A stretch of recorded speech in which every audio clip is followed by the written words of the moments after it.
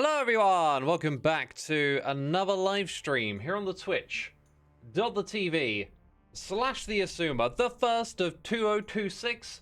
And people, I think it's going to be a wonderful year. I think 2026 will be a good one. 2025 weren't too bad. I had a great 2025. Let's make 2026 even better. Here's where I'm logging in. Oh, I forgot to change my skin. There's always something, right? Let's log out. The copper arc is over. The copper arc is over. Let me go change my skin. Will this work live? Will it catch up quick enough? Skin change is hard gamer. Yeah, it's a new year. It's a new part of the season. I'm still gonna do some copper related stuff, right? But it's time to like move on and make that feel like, yeah, new year, new me, you know? Dang it, you're gonna make me restart my client, aren't you? Yo, there are some noises coming through right here, and I want to say thank you to some people who resubscribed while I wasn't even streaming, which is just incredible to me that y'all would take the time to do that. So big shout out to Brad B, ETF for gifting a sub, Pirishu AG, Lean Uwu, Aprover, Amchurd. Sharing this while X is offline is next level adoration. Dude, I cannot thank you enough. Nickville2578. And right now it's little 231975. Billman68, that's 100 months, 107 even, which is just kind of crazy. Also Evil X in his house. It's his house, he's in it. Pancake19, thank you for 10 months. DRS Limeball coming in with the prime. We got Karen Cake here for 20. First streamer 2026 indeed. Vinot's here for 32. Expelled Winter is here for 14. JSTP 3000 is here for 30. And I saw your message before you started streaming. No multitasking. Down with multitasking. Boo. I'll have something to say on that topic. Dang it, I've changed my skin. I pressed the buttons. Why? I'm gonna redo the launcher. Welcome to classic Xisuma stream where the beginning doesn't go as planned. All I had to do is change my skin, and you know, managed to goof that up. Yeah, JSTP man, go do your studies. If you gotta read, do them well. Focus. Give your attention to it. Multitasking. We're never doing one thing fully, which is kind of like a little bit of a theme I want to hit on with what we're going to talk about in today's stream, because I've had my break over Christmas and I've come away from it with rejuvenated energy and clarity of thought. Oh god, I got words going on. Thorkill96, thank you for 69. Back to front right there. Honor Anguinus? Wow, what a name. I probably butchered it. Thank you so much for using the old Amazon Prime. We have a special emote. What is going on with the... Dang it, I've derped so hard. I've derped so ridiculously hard, and no one in chat has figured it out. They have not put the derp faces in the chat. Zipper with a J has figured it out. Now, to all of you who are now putting derp faces in the chat, this is you too. You too did not figure this one out, did you? That's how good this armor is, basically. That's how good this armor is, because underneath it, I'm the same old me. Look at me there. It probably worked the very first time that I tried it. It probably worked the very first time. Oh, wow. Okay, let me say something else. I haven't played Minecraft in like 9 or 10 days. And I had a feeling that this would happen, and I didn't get around to having a little bit of time to play before I would stream today. I am getting that kind of like, ooh, feeling when I look. And where did you come from, good sir? And where do you think you're going with that item? I did not want to come back and find that we had problems and distractions. Where did you come from? Has anything else been done in this area? Oh, the allays have escaped. Of course they have. Oh. Minecraft, what is going on? What is going on? Dang it, I haven't even got through the noises in the air, and y'all are going crazy. We've got a hype train level 4 coming in. Oh my goodness me. Thank you so much, people. Thank you so much for such an amazing welcome back, I guess. It's an amazing welcome back. Look at this. This is insane. Insane. I've got a scroll so far back. Dara Detch, thank you for 3 months. Steph, thank you for 5. Burt Potato for 60. The Pixel X for 2. Fish Chop Sammy's for 7. Ender Void Wolf, the one, the only, for 44. Sniper 1974 for 117 months. Some of y'all are throwing in the hearts, so I appreciate the hearts. Much love. It's Mazia here for 7. How are you doing today? You know what? I am in a good place and a weird place. I'll explain why in a moment. ZJ Zipper, I never know how to say your name. It's like my brain wants to say the J. It's clearly Zipper. Zipper, thank you for 7 months. The Arctic Viking here for 84. I did have a great holiday. Thank you for the well wishes. Callie1357 here for 83. Ray Chaos, legendary, coming in with gifted subs. 2. Lil Shrimp, CJW, Sergeant Magrito, Mookie Ninja, and Disawuk. If you heard your name, be sure to say thanks in the chat. We always appreciate it. Yo, Sharon Manaru, thank you for 74 months, and Strix Chaser, thank you for the prime. We are like here. We are like caught up all of a sudden. Okay, let's talk. Straight away, we've got distractions here, and I got several topics burning in my mind that I want to talk to you about, and I'm sure you got things you want to talk to me about. The plan for today was to work on a project that I've gathered inspiration for. Get back here. Yes, on command. Get back here. I gathered inspiration. You know, I went round with a net. Oh, there's a little bit. Whoosh. Got it. Oh, look, another little bit of whoosh. Got it. No, I did it wrong. Oh. Lame. I held shift. I shouldn't have done that. I gathered my inspiration for a project, okay? And I will tell you about it. But we're not going to work on it because Gemini Tay is building the Nether Hub, and Hermit's got to hermit and help each other out. So we're going to go take a look at what supplies she needs and see if we can help her gather those materials. That will be the plan for today. Everstoru says, guess who's back? Back again? Tell a friend. Indeed. So we have a mystery to solve of where the heck did you come from, buddy? Is the name of that mystery. And we got to possibly clear up 1 or 2 more allays, and then we can crack on with doing some stuff. I think those 3 are it for now. We should really put them in like an actual cage. There's supposed to be 2 in there, isn't there? You know what? Mumbo's probably been on the server loading the area. Yep. Mumbo has been loading the area. That's why our farms are doing well. Gem build the hub? It's a miracle, says Robbery Duck. I mean, she may have taken her time, but that is a good thing. We don't want no rush Nether Hub. Gem has been cooking, I believe. And Gem knows how to build. I'm sure she's going to do an amazing job. And we really want to help her with that. These are like supplies for this project. Let's see it. Yo, what is going on today? People, I didn't know what to expect when I come back. I didn't know what to expect. This is crazy. What's going on? What's going on over here? TBNR Woods, thank you for 31. We got Cyberhelm with the Prime. Slytro for 76. Jui with the Prime. Sushi the Wolf Gamer.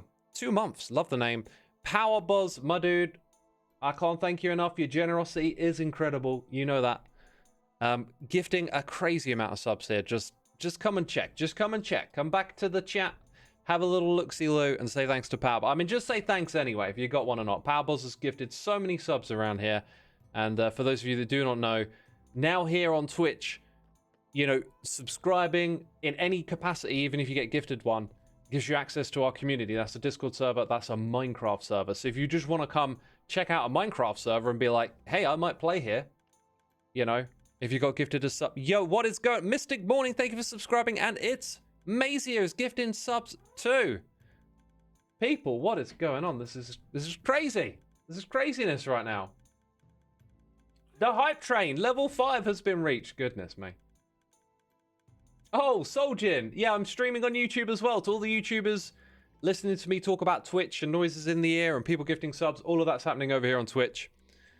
I won't be streaming on YouTube for much longer because my multi-streaming license will run out soon. And when it does, I think I am going to change my streaming setup and stop multi-streaming and just do exclusively Twitch again. And to those of you that are like, Twitch is so bad. It may not be preferable, but it really isn't. Well, actually, you know, I've watched a few streams recently. I've watched a few streams recently, and I gotta tell you, it is pretty bad with the ads. It's pretty awful. I wish they could give us the option, but you know, it makes sense. They need to make ad revenue to run the platform, so they run a lot of ads. So it goes. Beanie Bees, thank you for 11 months. Vanhar, 21 here for 97. Yellow Harold here for 116. Getting closer to those 10 years. Yes, indeed.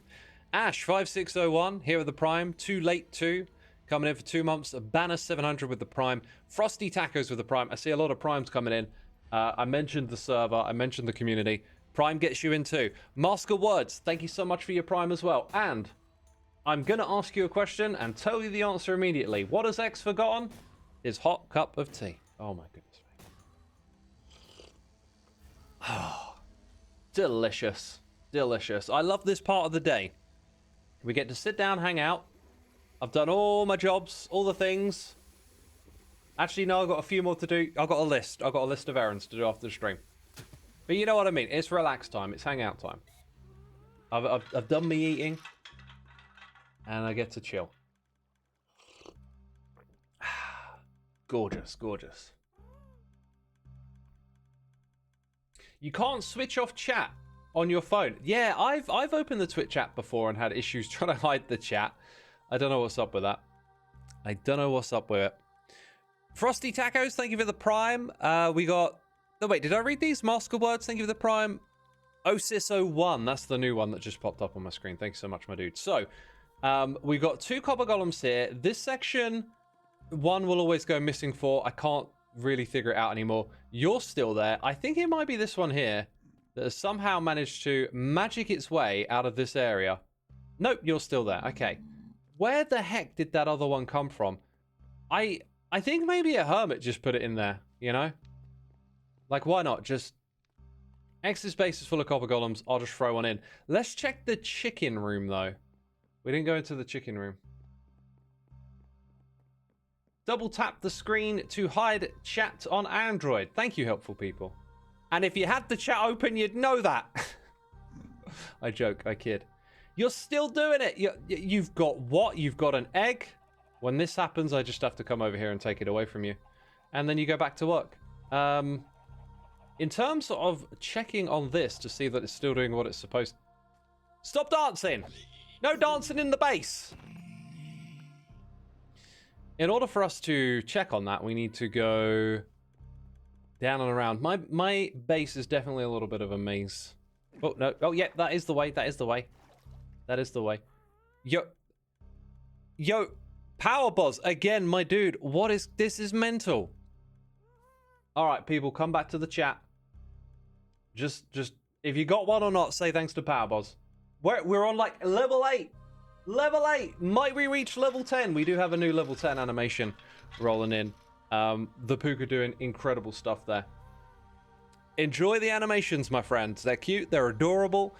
Nazaru, thank you for the Prime. Ash5601, thank you for Cheers and Biddies. Hoping for a grindy goose. Usually a YouTube viewer, but decided to stop by Twitch today. Thank you for coming by.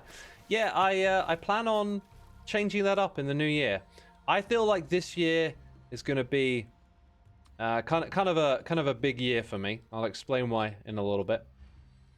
This seems to be good. This seems... I think last time I checked, it was like down at that hopper. So that's how I kind of like check up on this stuff. Which throw those away. So we've got some full food. And we kind of need to head to the Nether now. You know. We need to head to the Nether. Oh, it feels like it's been so long since I've seen this place. I love it. It's my home. You're still there. That's beautiful. 2 of them are in the field. Okay. Interesting. There's bad things out there too, right? Oh, the distractions. The distractions. Also, just... Why? Why'd you always face that way, man? I'm here. That's it. That's it. Yes. That's it. God, that entrance. Got it well, my friends. I wonder if I put like a chest or something over here, they might look at it more. Like, oh, under the ground? Maybe under a trapdoor?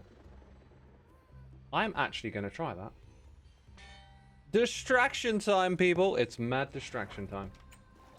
Train animation is 6, is Wiki Aliva. It is. The Puka is such a fantastic person. Amazing animator.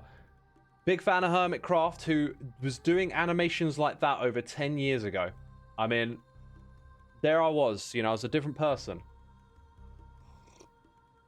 I was living out this strange little dream of making videos, doing something new, different. Back in like season 2, well, it's even season 1, I think, his animations go back to. Yeah, just like living that little dream of mine to be a little Minecraft Let's Player or whatever you want to call it. And there's this guy making these incredible animations. And it blew my mind. It was like, we inspired that. And it blows my mind when I see fan art, just to see the incredible things that y'all create when we create. Creating is amazing, right? There might be a better choice of trapdoor. The first one that came to mind was orange, which, you know, jungle blends better with that floor, but this would cover it up fully. We've got several different shades of trapdoor, and I think the best one might be spruce. It's spruce or jungle. Then underneath that we put one of these, and they might just look at it. 10 years ago means 2016. Oh my god, it was more than 10. It was more like 14 or 15 years. It really was that long ago. Have you ever thought about doing those reactions to fan art animation stream? I love those. I haven't actually thought of doing that. That's a really cool idea. I've also wanted to do like tier list videos on stream, but I kind of just never get around to those ideas. I feel like there is a commitment to doing a certain amount of stuff, and so there's all these other ideas that ping pong around in my mind, and I kind of like never really get around to them. You know what I mean? Shiny Object 299, thank you for your 4 months of support. Very much appreciate it. Welcome to the stream. We got J Dubs coming in for 2 months of the Prime as well. Thank you so much. Thank you so much. Let's take a little sippity sip on the tea. Did we hit a level 9 train, Flower Gamer? Thank you for letting me know. I want to share these animations with you. Apparently, I mean, the Twitch doesn't say it yet on my feed, but I'll play it anyway, because I mentioned it now. J-Dubs, thank you. No, we read that one already. We're good, we're caught up. I made an album tier list. Yeah, you see, I would really enjoy, like, taking some of my interests with, like, music and stuff and doing that. I haven't gotten around to experimenting with it, you know? And it's, like, a nice idea, but then I'm always prioritizing other things, you know? So we've made it to the Nether. If we get to level 9 or not, I'm gonna play it to you anyway. And there's one more level. Oh, and there it is. It just lags a little bit. Wow. Your community contributed a total of 101 gifted subs. That's absolutely insane, people. I cannot thank you enough for your generosity. I think y'all are y'all are amazing. Just, I don't know really how to put it into words sometimes, you know. This is new. This is definitely new. So there are, like, apparently chests for supplies. This is the little sorting system that I set up.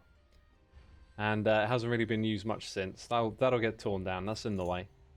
Somewhere there's supposed to be chests.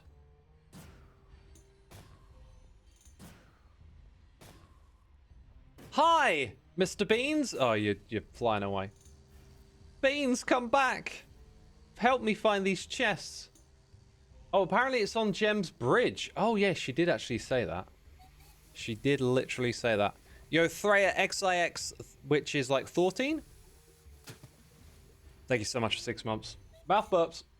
Oh, excuse me. I tried to move away from the mic. So this is something I don't really have. Breeze rods I don't have. I'm here to, like, hopefully... Glass I can help with. I can help with glass. You know, someone can serve me at some point. Stone? I've got stone I could put in here. Cobbled deep slate I'm using for my own build palette. Someone's done that.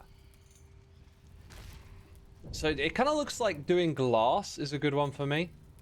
Just do that grind out in the nether. That gives us, sorry, the nether, the desert. That gives us a great opportunity to just have a chitty chat about so many things, because I got so much to say today. So let's go grab some sand, yeah? And make a load of glass. And what is that? Is that a shop that sells mango wood? Mango wood. Mango wood! Don't correct me, people. It's mango wood now. Let it live on forever in infamy. Oh! Oh, these interiors. That is a beaut. And there's fishy stuff. That is beautiful. Look. Like the immersion. Whoosh. You're somewhere else. The particle effects from the leaves. And yep, there's one of those spore blossoms in here. Look at this. This is a beautiful thing. What is behind that? It is a redstone lamp. It just gives it a little different shape the way it pops through that circle. That's super cool. And then we got shelves that are possibly the supply, but chests are more common. Why would they be stripped? Why would they be stripped? Interesting. It's like, oh, they're roots. Okay. So you can pay extra diamonds to have them pre-stripped. Interesting. Yeah, this is a super cool shop. I love it. I love it. Everything about this rocks. I feel kind of gutted that I decided to put my shops in my own base after seeing this. Beautiful shop. Yes, it is. Velvet Buno, thank you ever so much for subscribing. Wiki Aliva, thank you for 10 months. We'll make this a full year of subs in 2026 with breaks. Oh. That honestly looks like a creeper explosion to me. But then again, like, part of it's under... I don't know what happened there. But I think someone had a bad time. Scar! Oh, Scar with TNT. Oh, Scar, what are you up to? Yo, Wolf Watchman, thank you for the 2 months. Andy92, thank you for the Prime. Appreciate using that on me, my dude. Look at Grian's video. I haven't had time to watch it yet. I've been on a holiday. Wait a minute. I don't need to go back to my base. Actually, yes, I do. I got a question for you. Am I still Copper Xisuma right now? In your mind, am I still Copper Xisuma? Oh, dang. I haven't seen this. That's got some, like, vibe. Like, some weird vibe to it, looking at it from that side. Yes. Well, I'm not. The tab tells you otherwise. I'm Doom Guy. I just haven't changed out of my clothes. Ah, yes. These are full of junk. Not all of them. I think that gem needs a lot. 3 boxes is our goal. Can we do a little bit better? I kind of don't want to craft these up for some reason. I'm weird like that. I make these little rules in my head and then I'm like, why? Why do you feel like you can't craft more? You got shells, you got chests. Don't be cheap, buddy. Live, laugh, love Copper Xisuma. I like it. I like it. It's a motto. We'll go by it. Yo, Bone Dead Fossil, thank you for the super chat. What are thoughts if add season pass on Minecraft? Me no like season pass. I'm old school. I used to buy a game and you'd have it for life. Things have changed. New systems have arrived. Loot boxes, season passes. I feel like these things are designed to rope money out of you, and I don't like it. I think it's anti-consumer. I understand that the times change, and I might be an old man shaking my fist at the sky. But, me no like season pass. Me no likey. Yo, Duan Dan, thank you for the Prime. And, yo, Arrow Ace Crow. I hope I got the name right. Thank you for your generosity. A crazy amount of gifted subs. Again, that's mental. Skizzle77, thank you for 25. I never know, you never know what to expect when you come back from a break. You never know. I was hoping that the Hermitcraft hype would still be on because we're on that streak, you know. Things are going great. The early game is amazing. We're having so much fun. And I got plans, you know. I got things I want to do. And I want y'all to enjoy them with me. So it's great to see y'all here. Right. So many things I want to say. I went on a holiday. I mean, this is thanks to y'all as well. I get to enjoy holidays. For a long time, I was grinding and grinding here on YouTube for years and years and years. And then it came to that point where I could take myself on a holiday, and I've been going on them ever since. And one of the ones that I like to do is go skiing with my dad. My dad's an avid skier, and after Christmas we hopped on a plane, headed over to Italy, up to the Alps, the Dolomites region, and went to this really great ski area. It's something like Vasa. Let's not do the Xisuma guesses things bit. Let's actually take the time to get the name correct, because I wrote it down and I know where I wrote it. If you want to see some pictures that I took, you can head over to my Twitter or my Blue Sky, and on there you'll find some beautiful images of the location. Val di Fassa, Valdifassa, for any of you who want to look it up. They have this really great skiing setup over there with lots and lots of lifts where you can kind of go like do a massive circle around the mountain. And it was great. It was a lot more traveling though. Like, I've been to places where it's more like you go up and down a few valleys, and so it's a lot of like skiing, get on a lift, skiing. But this one, there's a bit more of that like ski lift to ski lift as you go from valley to valley. But anyway, tons of incredible skiing. And one of the things that I love about it that I think might not be obvious is there's a big like natural nature experience that you have when you go to a place like that. Earlier in the year, I got to go to a place called Selamzi, and I went there in September, caught the end of summer. And I love mountains. I love hiking. I love skiing. I love being near mountains. Also, we went to Wales in summer. Oh, we're getting RIPs on the stream. We got lag. Oh, no, not today. Looks like a Twitch thing. The story was too powerful. I'll wait until some of y'all are like, hey, he's back, and then we'll continue. Yeah, Twitch be twitchy. We back. Oh, wait, are you getting it on YouTube as well? If you're getting it on YouTube, it might be my multi-streaming service that's having an issue here.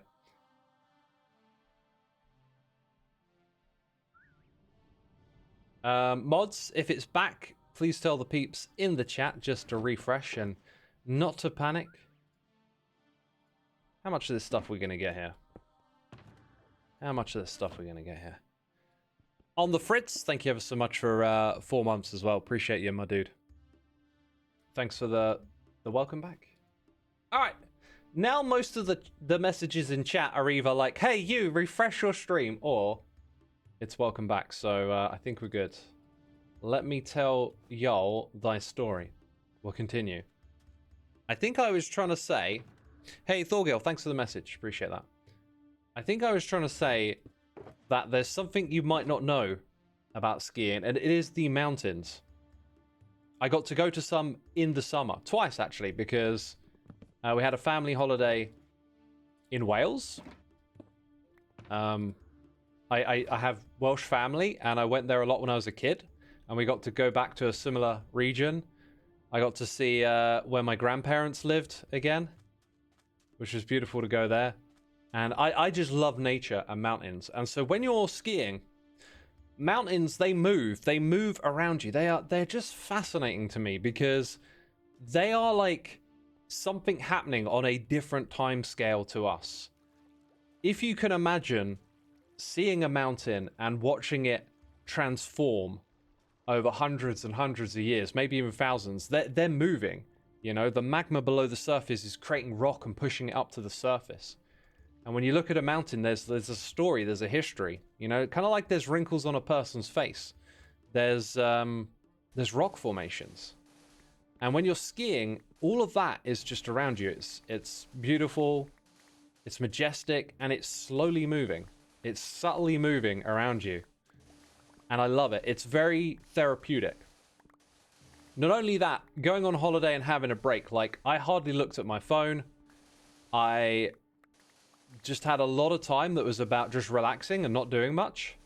And that's so good for your mental health. And it gave me quite a lot of clarity. And I feel like this happens every year I go on a ski trip.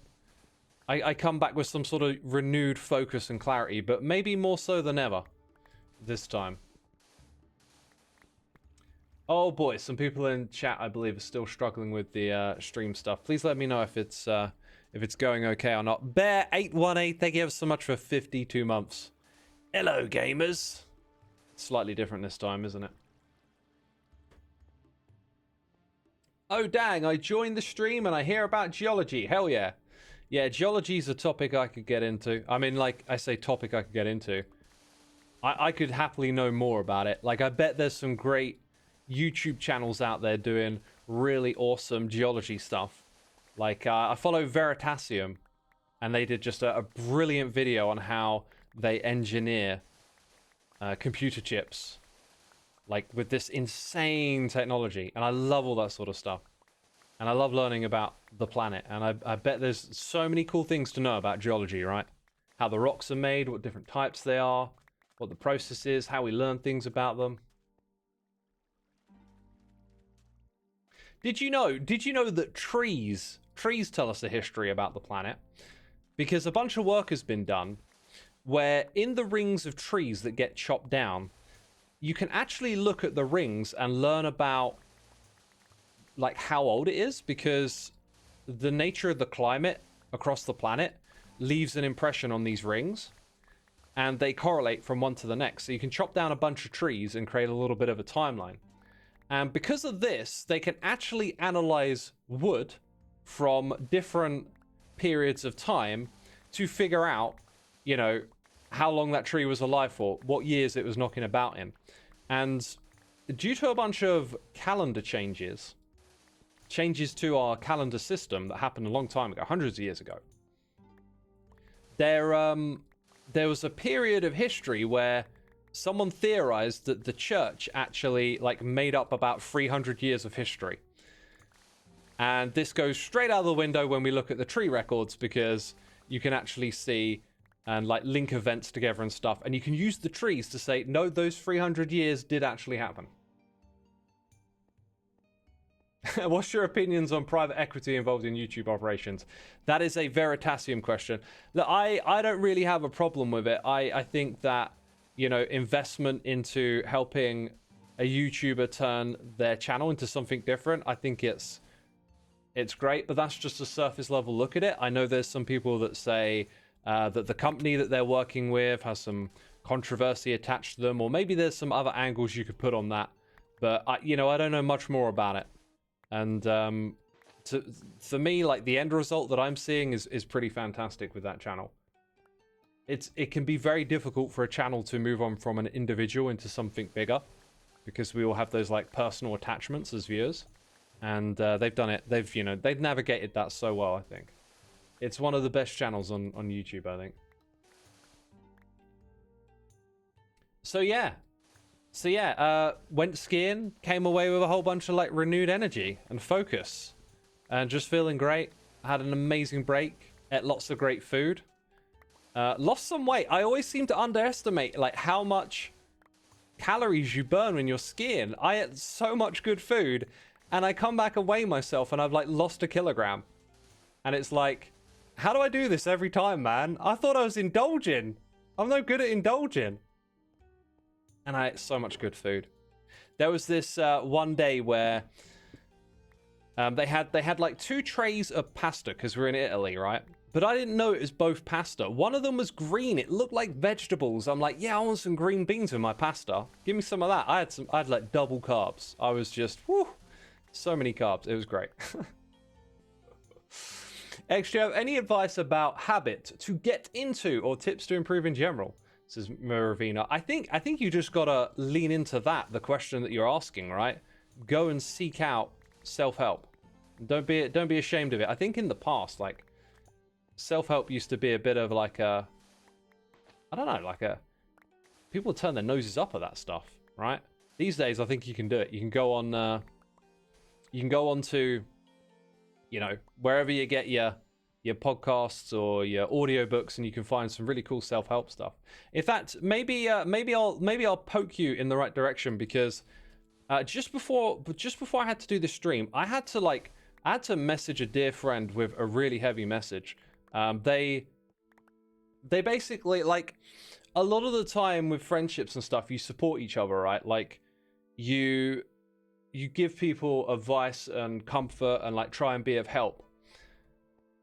But every now and then you got to get real with someone, and you got to be like, you got to tell them the hard truth. And I had one of those moments. It's like, I can't put this softly. I have to be like, you need to do this, and it's absolutely what you need to do. So I took the time after I read their message, thought about it a lot, put my words together, and basically told them what they need to do.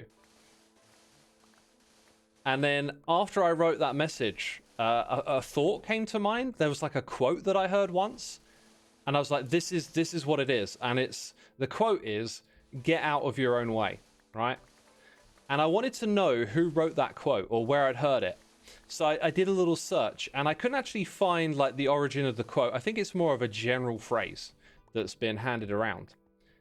And there's actually a self-help book called Get Out of Your Own Way.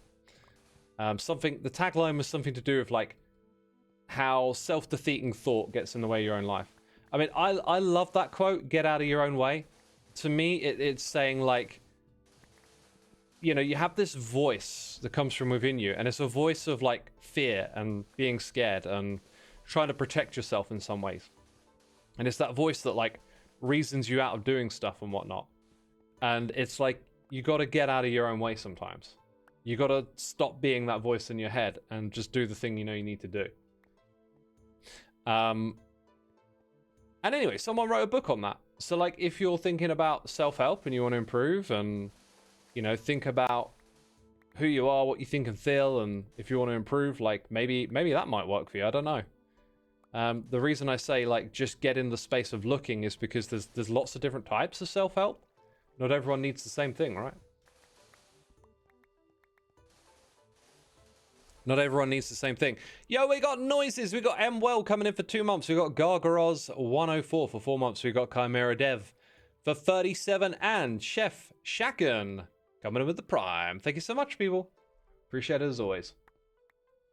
A fantastic book is I May Be Wrong. It's all about not trusting your immediate thoughts, living in the moment, etc. It's really cool. I like that. I think that says a lot, not trusting your immediate thoughts. However, like the not living in the moment thing, I'm pretty sure like the context here is different. Living in the moment is kind of like what my skiing trip was about for me. Oh my god, we got another crash. What is going on today? What is going on? Dang. Most unfortunate. Sounds like we're back up again quicker. I mean, I'm not sure if it's something with the multi-stream setup or with Twitch, but this might not happen again when my thing expires, because I'm not going to renew it. I'm not going to continue doing multi-streaming. I got a feeling it's that, because on my end, it all looks good, which suggests that maybe it's the man in the middle, the streaming service, that's causing the issues here. But thank you for your patience, y'all. Although some of y'all saying it's a slide stream. I guess it could be a side stream, a slide show. Y'all know what I'm trying to say. Right, we've got to sleep again. Apparently we're back. Let's get some refresh messages in the chat. Let the peeps know. And let's continue mining some sand. So where were we with our discussion? What was the next bit of the sentiment? I think is where I'm trying to land here. With the skiing trip sort of renewing my inspirations and giving me ideas for focus. And I was talking about living in the moment. Your return is too powerful. It's too powerful for the streaming service to handle.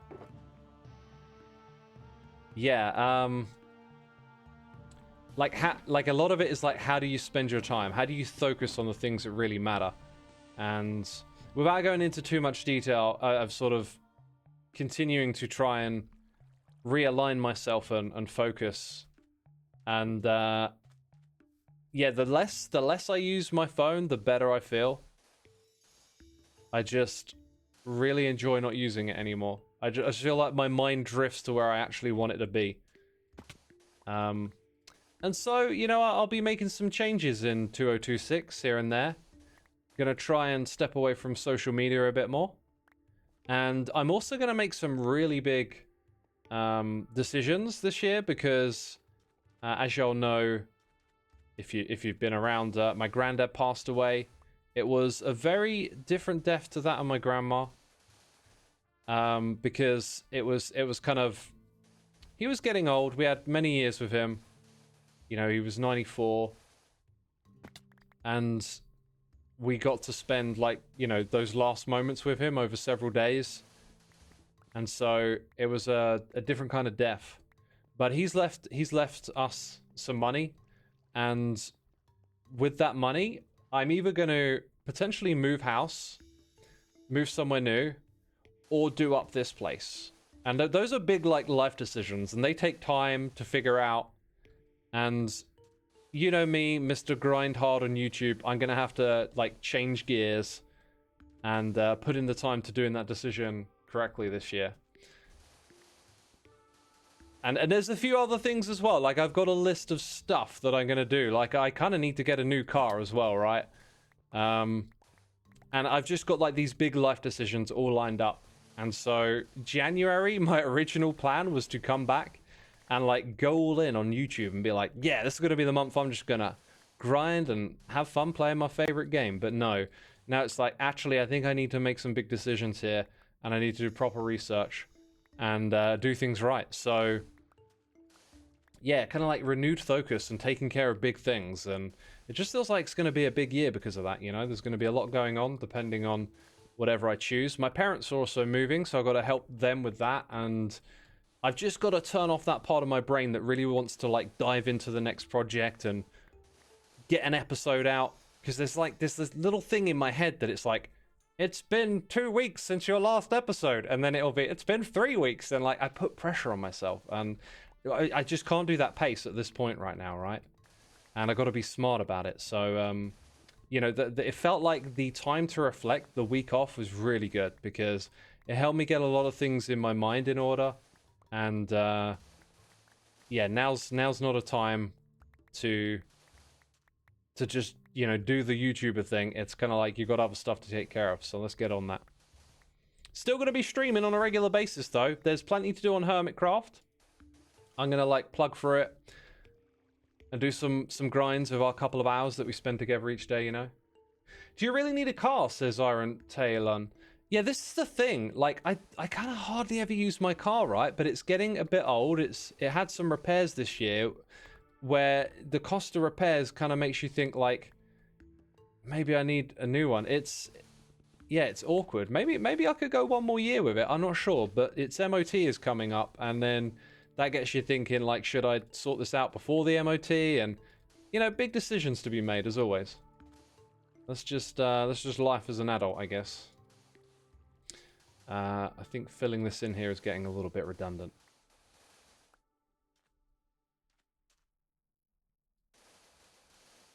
But yeah, I hardly use my car. I mean, I cycled across town today because it's, you know, even though it's bitterly cold, clear skies, no rain, I can wrap up warm and use my bike, and I love doing that. It's just that, you know, several times throughout the year, I genuinely need it. Like, I'll need it actually, I'll need it next week when I go see some friends, you know? And without it, it takes those opportunities away. Plus, because I live alone, I feel like it's part of, like, being independent. You kind of need that every now and then. What kind of car do I have? I just have, like, a small, old, secondhand, black car. Like I am not a car person. It goes brrr. And it gets things done for me, you know? It's not a luxury, it's just a necessity.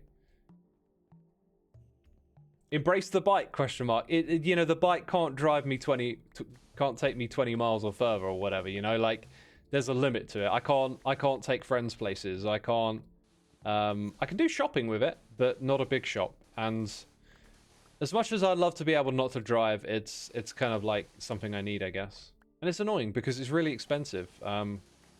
Paying for insurance, you know, when you use it a lot more, that it's like that price comes down because each of your trips kind of costs less if you have more of them. Am I getting Nether hub materials? Yes, I am. Yes. I feel this so much. Big decisions are scary. When my grandpa passed, I used the money to renovate my kitchen. There was water damage and it was OG 80s. When my grandma passed away, I replaced some aging electronics like my TV. There's almost 20 years and not keeping up with the new digitals. Yeah, I mean, big decisions are scary, but I think the attitude is to, like, not shy away from them, but to lean into them. Because those decisions have to be made, and the way to make good decisions is to get stuck in there, right? So that's what I'm going to be doing. I'm going to be weighing up the options, looking at what's possible, and figuring out what I'm going to do. Make a compromise. Get a motorcycle. I don't want a motorcycle. No thanks. I mean, they may look cool, and they may seem awesome, but yeah, not for me. You know, I just thought motorcycles go fast, and I didn't tell you all of my skiing antics. One of them involves going fast. Your boy X, I think this year, like really just seemed, my skiing game just seemed to step up a notch. I got very comfortable with going a lot faster. I went down a lot more blacks than I usually do. I was rocketing through some reds, and I don't know where that came from. Probably just, hey, another year more experience. One thing I did this year is I grew my legs. I have been using my leg press machine, my leg curls. I've been doing squats, swings, all sorts of stuff. And like, I have felt and seen the muscle mass grow on my legs. I can do leg curls. I might be using the wrong term there. Leg raises, I think it is. I can do a full rack with my legs on leg raises. And when I started earlier in the year, I could do about half. So like, I've seen the progress. And the goal was that when I go skiing, I wouldn't feel the burn as much, perhaps. And I didn't. I really didn't. First day, whole day, just felt great. Legs felt fine. Got to use the sauna for recovery and stuff. And then, you know, as the days went on, I started to feel the burn a bit more. Now, that's more of an endurance thing. That doesn't speak much to technique, but maybe it helps. Maybe I put strength in my legs that let me ski a lot better. Which, as I say it out loud, kind of sounds very, very reasonable. A very reasonable assessment. Thomas-san, thank you so much for 10 months, my dude. Cargo XVX Pro. We haven't added any emotes in a long time, right? Might have to do that some point. Leg extension. Actually, that might be the one. It's where you sit in the chair, you tuck the I don't know what we call them, but the bit of the machine goes in front of your shins so that you can push your legs out and up, and that works all of the muscles on the top of your legs. And that's actually one of my favorite movements because the burn is just so good and it's so easy to do lots of reps. Like, when you do that kind of stuff, like, there's some stuff that requires like a lot of technique and it's hard to reach a burn without like compromising your form. So stuff like chest press isn't as gratifying as doing something like the leg extension, because with the leg extension, like, it's basically really hard to get your form wrong, and you can just keep going and going, and like, you can really feel the burn. Do you do progressive overload? I've done it on occasion. At the moment, I've been in sort of like maintenance mode for a long time, and I think I want to get a bit smart and like maybe pivot to more time spent with like flexibility and mobility, and maybe stop focusing so much on just like growing muscle, but like being a bit more functional about it. That's another thing that's on my list of like stuff to do. I want to build a workout plan that's a bit different from what I've done in the past. But yeah. Since you work out a lot, can you tell us a lot about your diet? I'm lifting a lot and getting strong, my dude, but my belly fat is still there even though I'm dieting, says Miles Joga. My advice is to get on something like Macro Factor and count the calories. It takes work, it takes effort, but the idea is that you get a baseline for how much food you're consuming.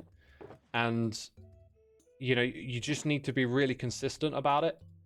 Accuracy, I wouldn't worry about too much. It's consistency, because we all have our regular diets and routines, and if you just track that, you'll get an idea of what direction you're going in. You can weigh yourself every so often, and then you can figure out if this is going in the right direction or not, right? And then you just adjust the dials, you know?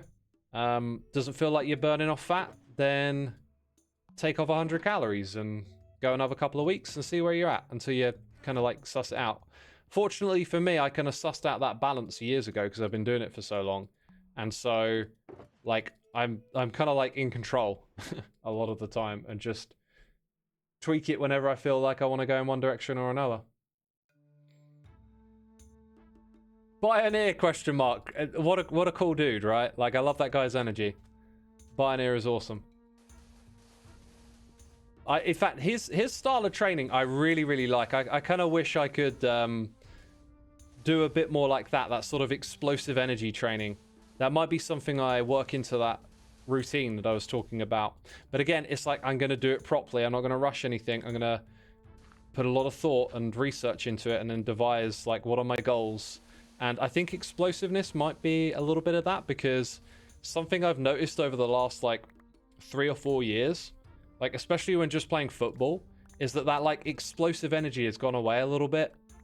You know, that kind of burst of energy where you gotta, you know, kick the ball and run around people. It's like I kind of got a bit lazy. Kind of got a bit lazy. Sewer Mage, what a cool name. 2 months. Glad to see you back streaming. How's the holiday season for you? Brilliant, loved it. What did I say to track the calories? So I've used 2, right? I said Macro Factor. Macro Factor is a newer app which is a bit more of a intuitive tracker, let's say. It's the way it works is you kind of trust it. You do your calorie counting. You know, you put in your goals, your weight, all that kind of metrics, and you let its algorithm tell you how many calories to do, right? And you tell it what your goals are, and it'll divide up all your macros, so how much protein and stuff you want to have. In the past, I used MyFitnessPal, which is I think a little simpler to use, but it's kind of like, I think with Macro Factor, you'll get what you have to learn about using MyFitnessPal straight out of the box. And you know, when I switched, I thought I would try it for a little bit, and I'm not going to switch back. I really think that after getting used to Macro Factor, it's a superior product. So like, I could say a bit more on the MyFitnessPal. That's another really popular one, but I've really grown to like using this app, because it's very typical to like switch from one thing to another, and we don't like change. Because when I first used it, I was like, I don't like the way this works. This isn't like MyFitnessPal. But anyway, what MyFitnessPal will do is it'll take like your Fitbit, and it will use that to tell you how many calories to adjust each day. Macro Factor does it as an average. So like, if you have a day where you move about a lot, and then you have a day where you don't, like you'll just eat the same amount each day, and you'll work over like a longer period of time, which I think works just fine, you know? Works just fine. We got more stream issues. Man, this is not good. What's going on today? What is going on? We're just trying to have some good old chit chats, you know? What's my best record for bench press? I do not lift heavy, and I don't have the equipment to lift heavy on a bench press. The most I can put on my bar is 60 kilograms, and that's the most that I lift. Like, I'm not trying to break any records over here. I'm trying to just stay in shape and not hurt myself.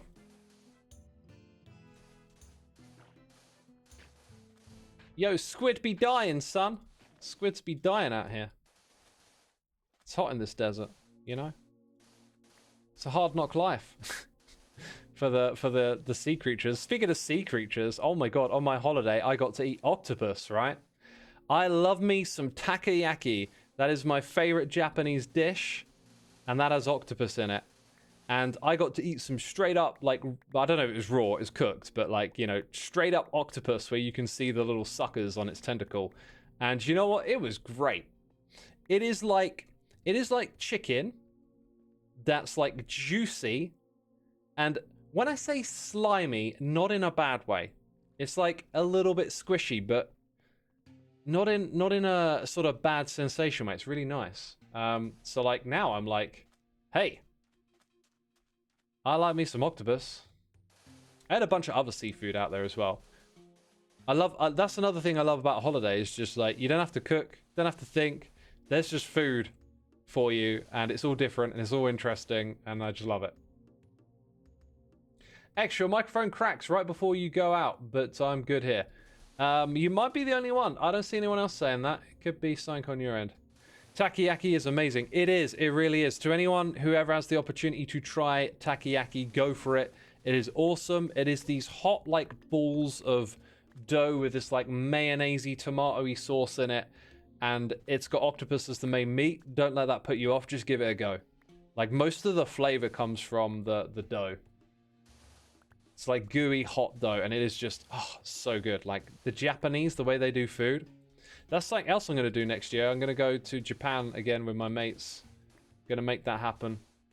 And that's going to be absolutely awesome. I love Japan so much. That was just such an incredible place to go to. Yeah, I've got lots planned for next year, right? So much going on. Don't know how I'm going to get through it. So I've got to be on it, you know? Got to be absolutely on it. Oh, some of y'all are getting cracking too. Let's fire up the beacon app then and see if this can help. I'll move the microphone away a little bit. Cracking should not be happening. We're having all the problems. Hopefully it sounds a little better now, maybe. X is becoming a Japan glazer. What is a Japan glazer? I don't know. Oh, someone else says I don't get no cracking. Dang. Some of y'all crack, some of y'all don't. Wait, did both those messages come from YouTube? Maybe it's the YouTubers getting the cracking. You made the buffalo pesto pizza! And your family loved it. NW Nate, thank you for telling me. Dude, I've had so many messages like that. It brings me so much joy because that was such a like little passion thing to do. And oh, I loved it. You know, and while I was, by the way, while I was skiing, I didn't take my GoPro, but I might next year because there were some moments when I was skiing and I was like, I want to share this. And I was reminded of my Buffalo Pesto Pizza movie and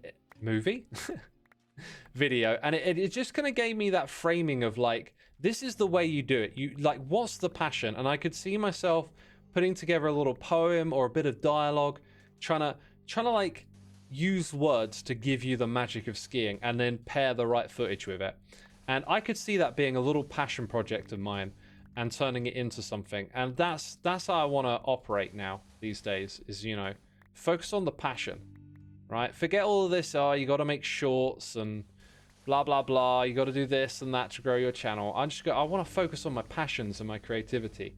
And so that might be a goal for when I next go skiing is to like capture some footage and like get it to you in a way that can give you a sense of what like the magic of skiing is, because there's some really beautiful moments. Like we're skiing down this really long run. I think it was called La Longuia.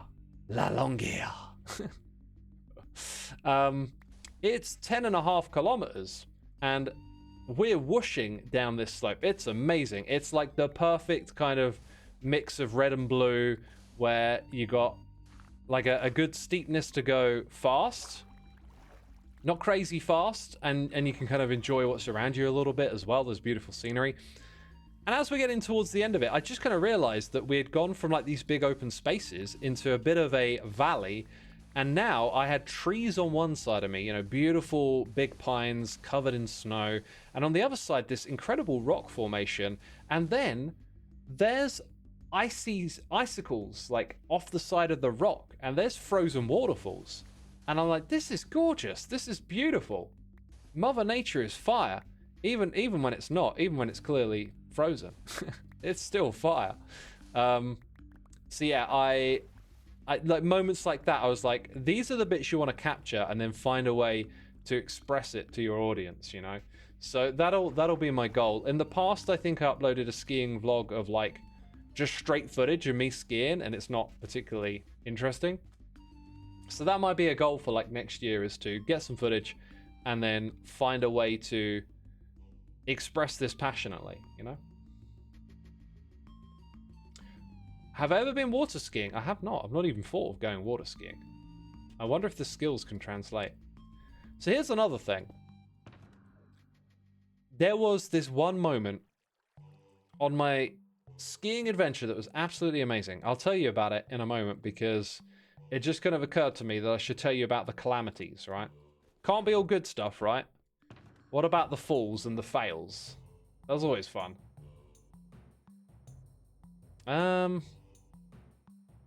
Bed? I think, yeah, bed, and then I wanted to craft a shulker box.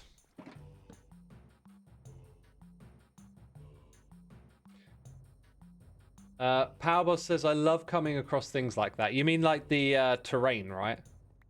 The frozen waterfalls. They're always delightful. Another, like a few other things I really like are going through trees on either side. And then those tend to also coincide with like little openings, like flat fields that you go around, and that's a beautiful moment as well. Because like the snow, just those places are so like tranquil. And I love how like deadly Mother Nature is as well. Like, it's like if you're out here and it turns to night and you can't get home, you're gonna die. Like, I mean, well, to be fair, on the slopes, you can probably find a hut or a building to get into, but you know, if there weren't all of that, like, the nighttime can be cruel in a cold place like that. It can be very cruel, very harsh. Let's throw a few things away here that we don't need. What are we doing? We're just gathering sand, and then we're going to smelt it, and then we're going to donate it to the Nether Hub. It wasn't my original plan, but plans, they go out the window. Yeah, it gets dark and monsters spawn. Exactly! Those monsters. Oh my god. That's great. Nature is the hardest challenge in survival. It's the whole challenge. Xisuma's so strong he doesn't ski into trees, he skis through them. Awesome, that's great. I mean, like, it's yeah, I ski through them, right? I go in between the trees. Alright, so I want to go on a ski trip where I don't fall over. It'll never happen, I know it. Here's what happened. Day one, right? Day one, put on my skis, go to push, fall over. Why? My boot didn't go to the ski properly, and I didn't notice, right? It didn't click properly.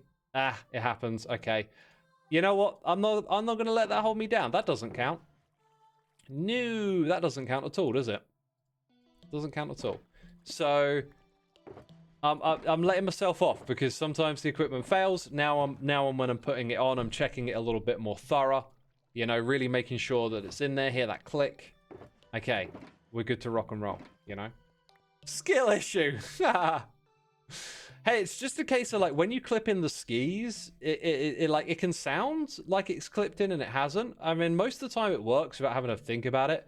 Every now and then, you know, it won't quite clip in, and I've done that a few times over the years, and on my next trip it'll probably happen again, and I'll remember, oh yeah, gotta look out for that one, right? Snow Chris, perfect name, 22 months. Thank you so much, my dude. Hope you're doing well. Welcome to the stream. Why do I have 20 crafting tables?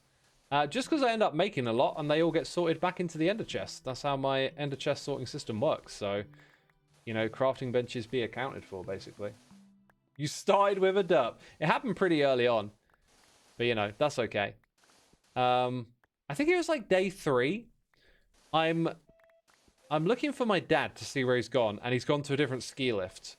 And I'm like literally stood still, and so I start to like turn and head in that direction, and I just did it with like not fully thinking through how I'm gonna maneuver, and I like put one ski over the other and boom, I'm on the floor. Doesn't count. I was standing still. If you fall from skiing when you're standing still, it definitely doesn't count. The only Rayum, thank you ever so much for 2 months. Lilo Neves, thank you for the prime. Now, the crashes get better and better. They get more intense, by the way. They get more intense. So, one of the problems me and my dad have is that we have to, like, follow each other and stick together. And this can give you a little bit of tunnel vision when you're skiing, because you should be paying attention to everything around you. And by focusing on one other skier, like, you're still paying attention to these other things, but not as much. Because, as we've said so many times on this stream, multitasking ain't real, son. That's what I say, ain't real. You're splitting up your attention, you're juggling it about, you can make mistakes. Anyway, I, like, stopped to just, like, look around and then move on, and he decided to, like, stop as well. And as I push off, he just parks himself in front of me and we hit each other.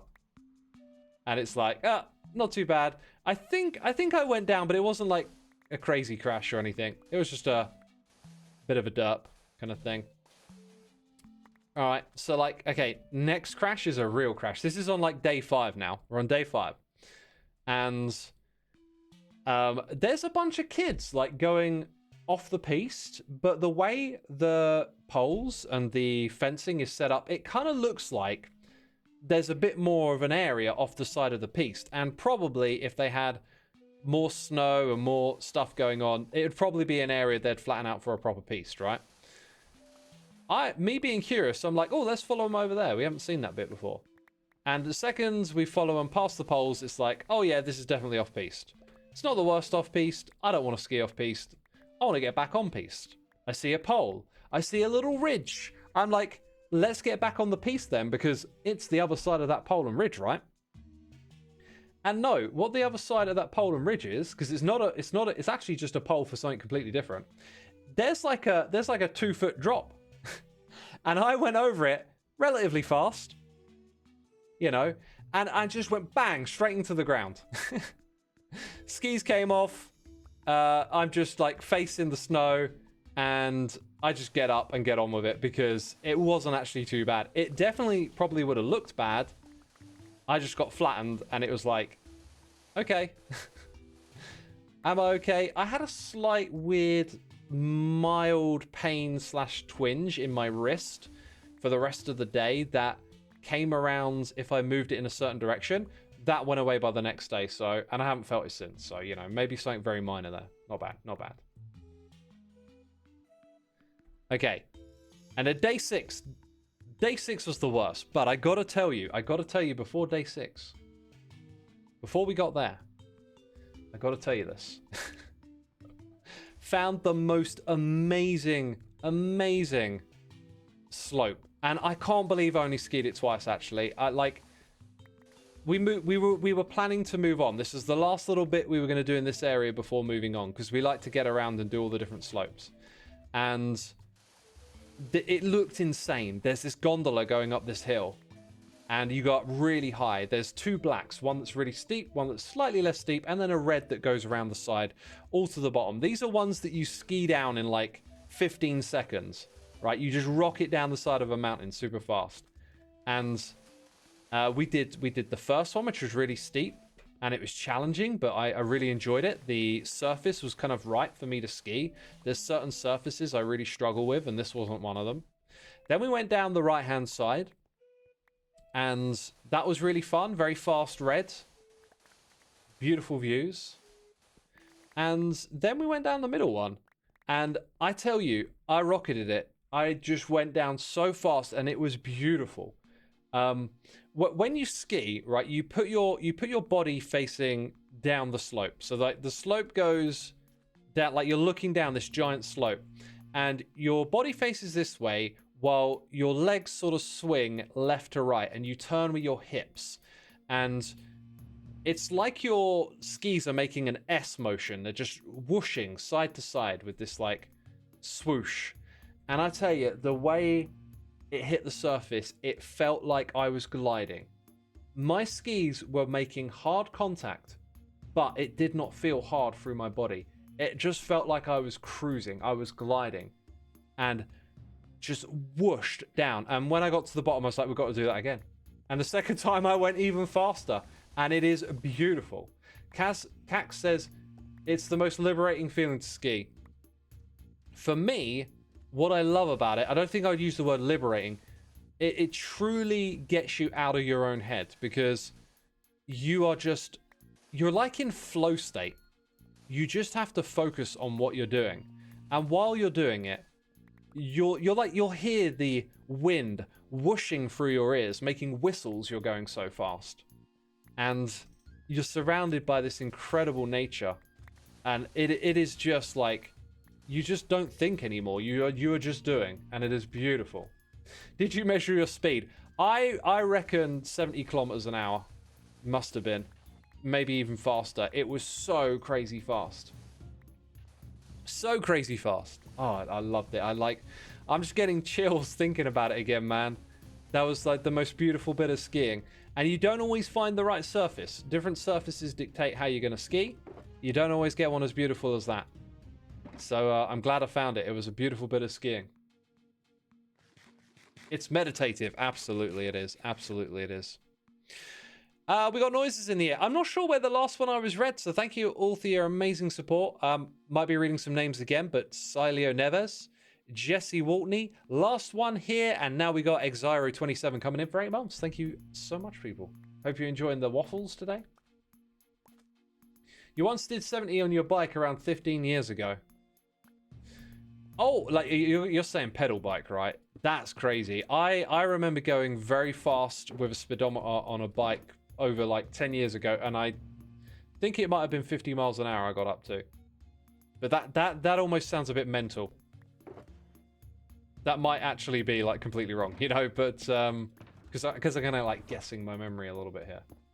But skiing, you go ridiculously fast, and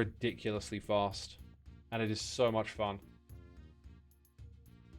So, day six, crashes. Actually, I think just one on day 6. So we're getting near to the end of the day, and there's a black that we haven't done. It's in our valley, the area we skied the most, and the surfaces were good that day. And I was looking at the black, and I didn't think it looked too steep. And here's the thing with blacks. You must judge the steepness by standing on the slope. Not by looking at it from anywhere else. Always on the slope, people. Always on the slope. I was looking at it from a ski lift. Everything looks okay from a ski lift. I decided to go down this thing. When I got to the top, I was like, oh, this is not what I signed up for. I'm going to do it anyway, right? I'm going to be bold. I'm going to go for it. Unfortunately for me, it had to be about the worst surface it could be, right? The worst stuff that you can hit when you ski is ice. Ice is awful. I only hit a few patches of it on this trip. It is where, like, you just cannot grip your skis and you will just slip. Like, you're not going to slide. You're not going to ski. You're going to slip. We're talking, you're just at the mercy of the ice. It's horrible, especially if you hit a big patch of it. I've had my fair share of ice over the years. This wasn't an icy surface, but you have piste bashers that go out and like flatten all of the snow. And when you hit that first thing in the morning, there's this lovely part of the top layer that is so good to ski on. It's not quite the same as freshly laid snow, but it's really good to ski on. By the end of the day, that changes to become quite solid in a way where you start to slide on it a bit more. And this is a weak spot for me with the skiing. I can't seem to get my technique down for like dealing with that harder sort of surface. And so when I hit this thing, I just started to drift down the side of the slope helplessly. And I got one turn in, I got another, my speed was going up, and then the skis came from under me. And I was just on my side and managed to stop myself in a bit of snow that had accumulated on the side. I just got up straight away and I was like, I'm going to get on with this. I wasn't hurt. It didn't feel too bad. And from that point on, it was like even sketchier. Like, I was so uncomfortable with it, and I just decided to go down the slope and rocket it. And this is something I built up my confidence with, because when you're at the top of the slope and there is a lot of steepness out there in front of you, you won't feel comfortable with going fast until you're further down, because you are just going to keep going faster and faster and faster. And over time, you have to build up your muscle memory, your technique, your confidence to deal with more of that fastness. So now I can deal with a higher speed that I sustain and a steeper slope that I go down, right? And this was really pushing me beyond my comfort zone. And I just went for it, and I picked up some whooshing speed. And like, this is where my turns are very mild because I can't get that grip and I'm going to slide and fall over. And so I just have to take it and go straight down. And I absolutely rocketed out of there. And I hate it because you also got to be wary of other skiers. And when you're going fast, if you don't control yourself, like you could hit someone. Like, you got to be super cautious with this stuff. Fortunately, when you're going down faster slopes, other skiers around you are moving fast too. So when skiers feel close, they're also rocketing along as well. But yeah, I also just reminded myself that early on I went on a black and I didn't fall on it, but I went at a ridiculously fast speed that was way above my comfort zone. I managed to get like down this thing like 20% over what I was comfortable with doing. Like, it really pushed me. And my takeaway from that was like, I'm going to be a little bit more comfortable with this, but that was not the way I wanted to do it. Because you got to build up your comfort with these things. But yeah, crazy stuff. Yo, Jay loves you too. Coming in, gifting some subs. Thank you so much, my dude. Can't thank you enough for your generosity. Peeps, come to the chat and check and see if you got gifted a sub. Very much appreciated. It sounds like my skis weren't sharp enough. It might be that they were rentals. Again, another thing I'm going to do this year when the season for skiing ends, I'm going to get myself some heated gloves, a new snood, and some skis. And I really should have got skis years ago because I've been on plenty of trips with my own boots, but I haven't got around to getting my own skis. So I'm just going to get some when the sales come on. Unwoven Rainbow, 71 months. Thank you so much. Blah, blah, blah. Words, difficult. For all you do. Appreciate it. Other skiers are your biggest problem, says Snore. Yeah, I mean, when you're learning, and like one of the common things that happens, I've noticed, is that early in the day, there's not a lot of skiers around. It's great. Mid to late day, a lot more skiers are on the slopes, and if you're on the slower slopes, a lot of skiers get like clustered up in these areas, and it tends to be because the snow starts getting really chopped up and it's difficult to deal with. And yeah, when you're in those areas, it's like the difficulty multiplies because not only have you got like mogully stuff to deal with, but you've got all these other skiers around you. However, if you stay out there and wait for the skiers to die down and you hit the moguls when other skiers aren't around, it's really quite fun. Moguls are really like fun and challenging. And I had some fun. Well, I'll tell you what. I had some hairy times going down because there were so many other skiers on the moguls, right? You're trying to make these turns and jump over the bumps and there's other skiers everywhere. But then when they're gone, it's less stressful. And the moguls are really cool. Like what I tend to do is I tend to jump over them and then turn in the spaces between. And towards the end of the trip, I decided, why don't I turn on the moguls and just do something totally different? And that was really fun. That was really challenging to like put all of your turns on top of the mogul instead of in between. I love it. I love skiing so much. I really, really connected with it again. It was weird because I wasn't too fussed about going before this trip. I was kind of like, I had this attitude of like, yeah, I've done that a lot, like, and then I went there again and just fell in love with it again. And this time I'm like, no, got to hold on to that. Got to hold on to these good energies, these good vibes, and like lean into it. You know, that's my hobby. You know, that's a thing that I do, and I'm gonna enjoy the heck out of it. X, you're the only one online. There's 3 other hermits on, but they are AFK. They are somewhere else right now. They are not at the keyboard. Right, let's go smelt some of this stuff up, maybe, yeah? Let's get one more box, actually, because then we're doing 3 double chests, and I think that will be a pretty rad contribution. I'm going to burp. Where is my mute button? There it is.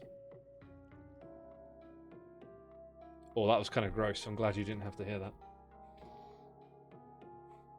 Oh, that was kind of gross. Yeah, you wait for the skiers to die down. Sounds so sinister, says Hand of Clay. Is skiing easy to learn with no experience? I want to try, but I'm scared of it, says Coco Rose. Here's the thing about learning. Why am I trying to sleep in a bed? Did someone else just sleep in the bed, or am I just autopiloting like an absolute goose? I think I'm autopiloting like a goose. Here's the thing about learning skiing and learning snowboarding. Snowboarding, much harder to learn and harder to master. Skiing is the easier of the two. If I could convince you to do skiing, unless you have like a really strong affinity for the appeal of snowboarding, skiing you will get into easier and you will be able to go faster, quicker, and enjoy it a lot more. There's no doubt about that. I'm not trying to knock snowboarding. Snowboarding is awesome too. You're just going to spend a lot of time on your ass learning how to do it. Now for skiing, if you want to learn, if you're going to go on a skiing trip, they are expensive, unfortunately. It is an expensive sport. That's the way it is. But if you want to go, and you should find a local dry slope or indoor ski center and take some lessons to find out if you think you're going to like it or not. It takes a little while to get the basics down, and you'll learn to go down slopes slowly but in control, first of all. And I think that's good enough to enjoy a ski trip, because there are other reasons to go, like the natural beauty and just being out there and having a fantastic time. But, you know, if let's say you get like a good round of lessons in before you go, you can enjoy your trip more, because you'll get around the slopes more after your lessons. Like you want to get lessons before you go on a ski trip, and then you want to get lessons while you're at the ski trip. You'll spend the first half of the day in your lessons, second half of the day is yours. You know, go have lunch and then get out on the slopes and make the absolute most of it. Me and my dad, we literally just live to ski. It's like, this is how we do ski trips, right? We get up early in the morning, breakfast first thing. We make sure we're at the ski lift for the first ride up. Doesn't always work out that way, but that's how we rock and roll. And then we are up there all day, as little breaks as possible. Sometimes you have to because it gets a bit too cold. Sometimes you get a bit too warm. Oh yeah, and if you are thinking of doing this, like, do lots of research into like what equipment to take and stuff, because the heat of where you're going can change a lot, the temperature. I've been on ski trips where you are sweating and undoing your jacket, and the one that I just went on was actually very cold. The weather also dictates a ski trip. Unfortunately, you might go when it's raining and cold and miserable. You have to wrap up really warm. Or you might get what we had, which was basically 6 days of absolute perfect weather. It was very, very cold, though. I had to really layer up. But once you've done that, you can just enjoy the ski. So yeah, we're out there. We stop midday for a meal. And then we ski as long as we can. And on one day, we kind of took it a bit too far. Because you have ski patrol, and I think we went out for our last ski after the ski patrol. We went down the entire slope with barely another skier in sight. I think we saw like one. So we're like the guys who are skiing till the sun goes down. And that's the way I love to do it. Just make the absolute most of it. After that, come back to the hotel, do your recovery, go in the sauna, have your food, go for a walk, and then go to sleep. Have a long rest, and then do it all again the next day. I absolutely love it. One of my favorite places to ski, says Kate Brown. Austria, I think, is my favorite. I think it's a mixture of the facilities and the cuisine that they do. Just something about Austria, but Italy was fantastic. Really enjoyed Italy. Carson Darling, thank you so much for the Prime subscription, my dude. Hope you're enjoying the stream and the waffles. Let's take more questions from chat. I'm really liking this. Snow Patrol. Did I say Snow Patrol? Ski Patrol. Yeah, like the people that check that everyone's off the slopes and then they wrap it up for the day.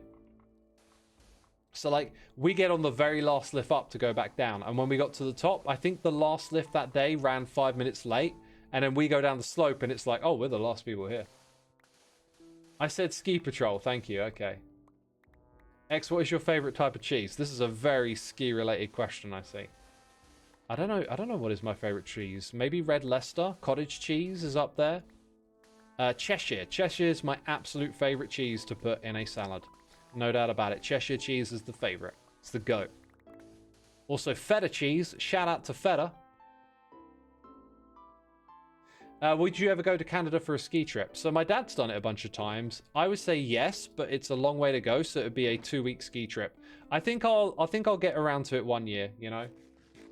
Also, I was thinking, like, in terms of a hobby and a thing that you want to do with your life and your time, like, my dad's skiing at like 60 plus, and I want to be in good shape for as long as I can be. I might be skiing for 20 years. I don't know, you know?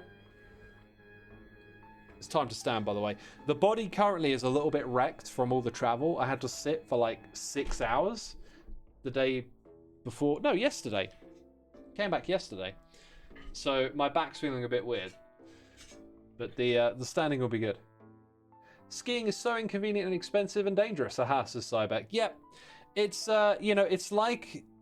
That reminds me of when people talk about going to gigs. They're like, oh, festivals, it's smelly, it's uncomfortable, you're a long way from the band, everybody smells bad, you know, and it's like, yeah, and it's worth it despite all of that.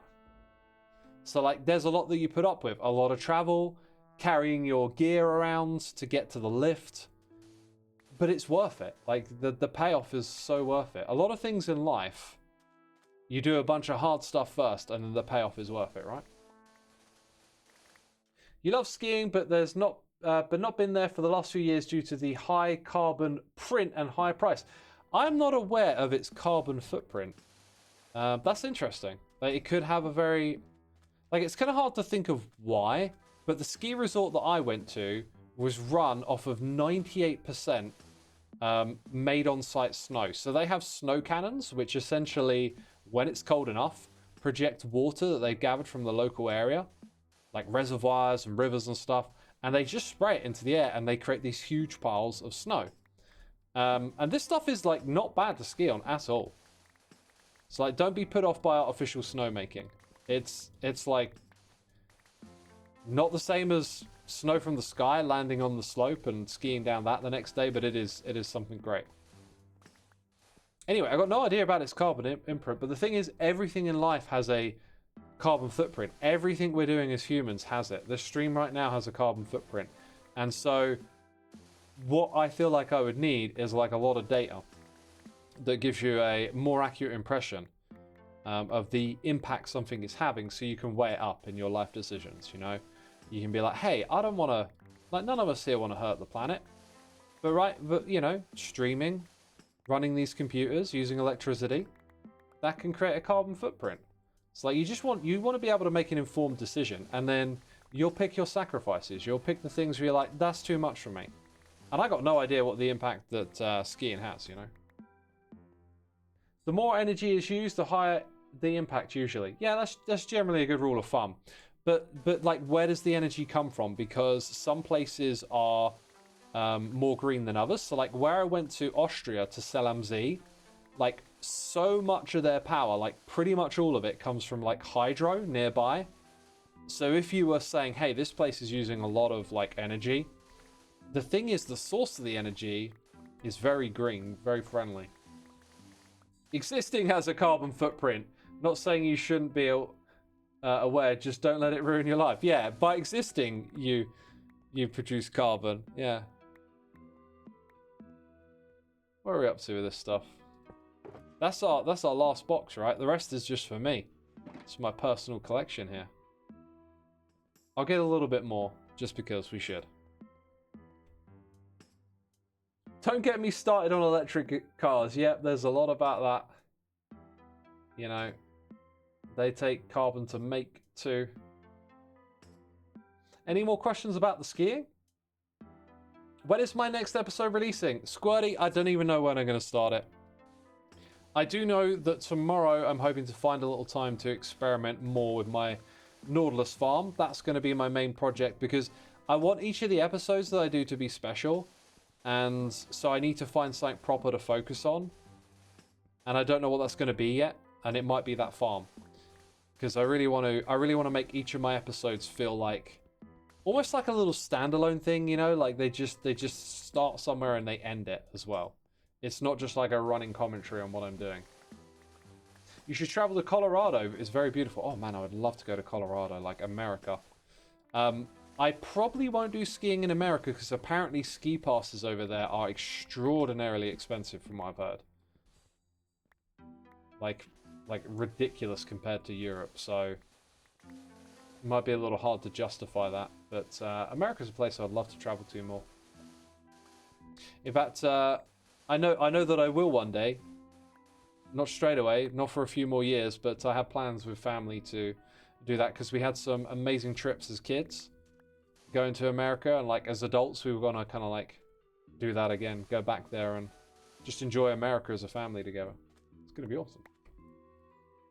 What's the most difficult slope you ever tried? Actually, probably the one that I mentioned. Well, I mentioned two black ones, right? The one that I fell over on at the end, and the one that I did earlier on, which I survived and well and truly pushed me over my comfort zone. I'd say, like, yeah. 300 per lift ticket in CO. Is that for a day, though, right? Because the prices I heard, we're talking about skiing for a week. And if I went as far as Colorado, I'd probably stay there for 2 weeks. You know?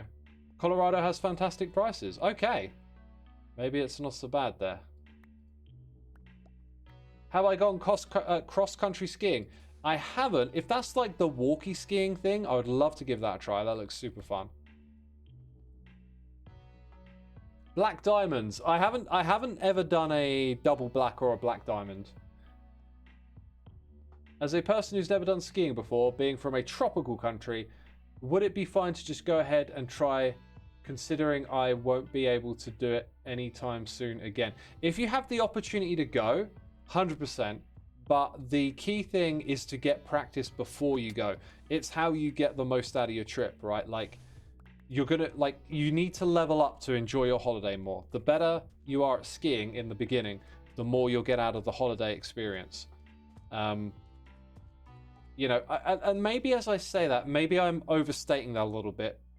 I think for the average person, you want that. But like, if you're a very positive, upbeat person, you're just happy to be there, then, you know, maybe you don't need to. But if you're from a tropical country and you don't have access to practicing skiing before you go, you know, I think the best thing I can just say is put some time into preparation. Like, how much can you learn from people giving advice on YouTube videos about skiing? Where am I going here? About skiing, you know? Like, get the ideas in your head. Okay, I got to learn the snowplow technique or the pizza slice first, and whatever you can do to practice. Maybe go into the gym, strengthen up your legs a little bit before you go, you know? Just, you want to be able to make the most out of it. Honestly, this is like something you could say about a lot of stuff in life. It's just before you do it, get as prepared as you can. Make the most out of it. Bro, holiday season. No one releases new stuff, so I've been so bored. Bro is Breb. My dude, I wanted to come back from my holiday and make lots of content from you. And, you know, it was like, okay, it's January, people take breaks, let's make some videos. But on my trip, I realized, hey, I've got other things I need to prioritize. You know, and actually, next week, I've got to sort something out really important for next year. And so I'm going to be spending some time researching that. So for me, I'm probably not going to start making my next episode for a week, I think. And I think it's important that I don't put that pressure on myself. So unfortunately, timing hasn't worked out this time. Avery says, what are your thoughts on indoor ski halls? Yeah, so there's dry slopes. They are much harder and slower to learn on. They're not great, but there's something you can do to get you prepared a little bit. As for the indoor ones, the ones I've been to are pretty good, honestly. Pretty good. So, like, book some lessons and give it a try. The nice thing about going to large resorts is even the easiest of runs are long and exceptionally beautiful. I'm a Bunny Hill queen, and there were green runs in Colorado that took 45 minutes to finish. I love your attitude. That's awesome. Like, yeah, if you have that attitude as a learner, you can... I had that attitude when I was relearning how to ski when I went on trips with my dad. Like, I think the first one was 8 years ago. No, 10 years ago, maybe. I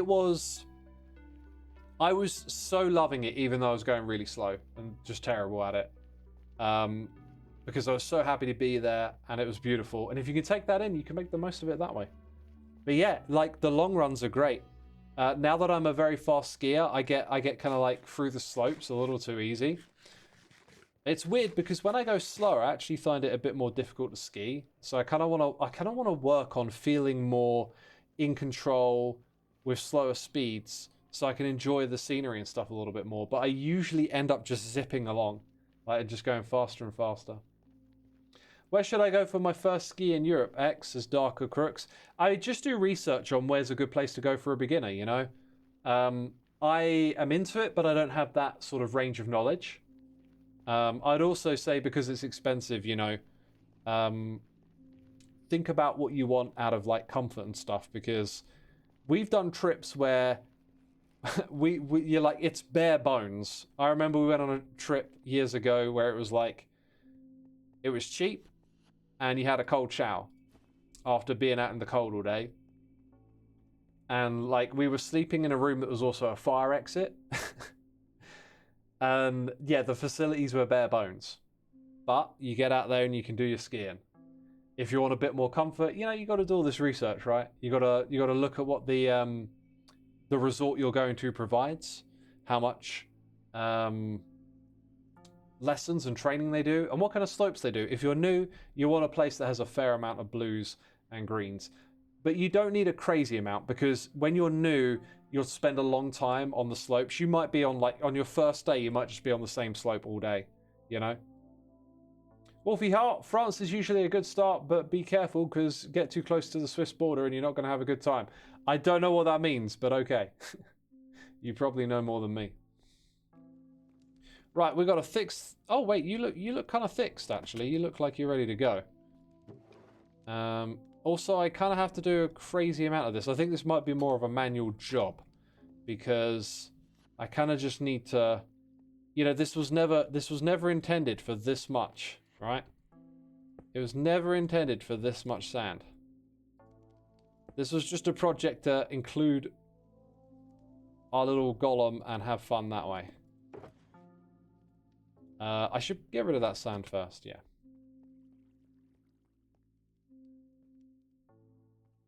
Anyway, who's thinking, hey, I might want to go on a ski trip now? Who's thinking that? Who have I convinced? Is anyone like, ooh, sounds like something I might like. I think I'm gonna put this sand in manually up top. I need to run a sort, don't I? I'm gonna do that tomorrow, I think. A few of you. Awesome, awesome. That's great. That's great. That is great. You're going for this year for sure. Awesome. Your dad and brother are currently on their ski vacation. You might join them next time. Hey, go for it. Especially you can go with family. That'll be awesome, right? That'll be awesome. You just came back from one, actually. I mean, it's ski season, right? It's that time of year. Depends on what hemisphere you're in, I guess. You've already planned yours. Awesome, awesome. You wanted to ski, but you're scared to. Just do it. If you can do it, screw the fear. Just go for it. Isn't Jem going skiing soon? Oh, yeah, Jem might be going. Other hermits might be going. You live in Colorado, so you go most weekends. Man, I was thinking, if I lived in a place with regular access to skiing, how often would I go? Because when something becomes very accessible, sometimes like the novelty wears off, if you know what I mean. But I'd like to think that I would be going on a regular basis. I'd probably take learning a bit more seriously if it was like that regular and that nearby. Because then you'd get used to the place a bit, and you could start to think about becoming, like, focus more on being a better skier. You was meant to go skiing next week, but injured your back quite badly. Oh, I'm so sorry to hear that. That is bum, but hey, you survived a motorcycle accident, you know. Sometimes things could be much worse. Like, try and look on the bright side a little, you know? Because that's crazy. That is crazy. Do you know, I think I could actually have time to run the Ender Chest system today. I think I can do it.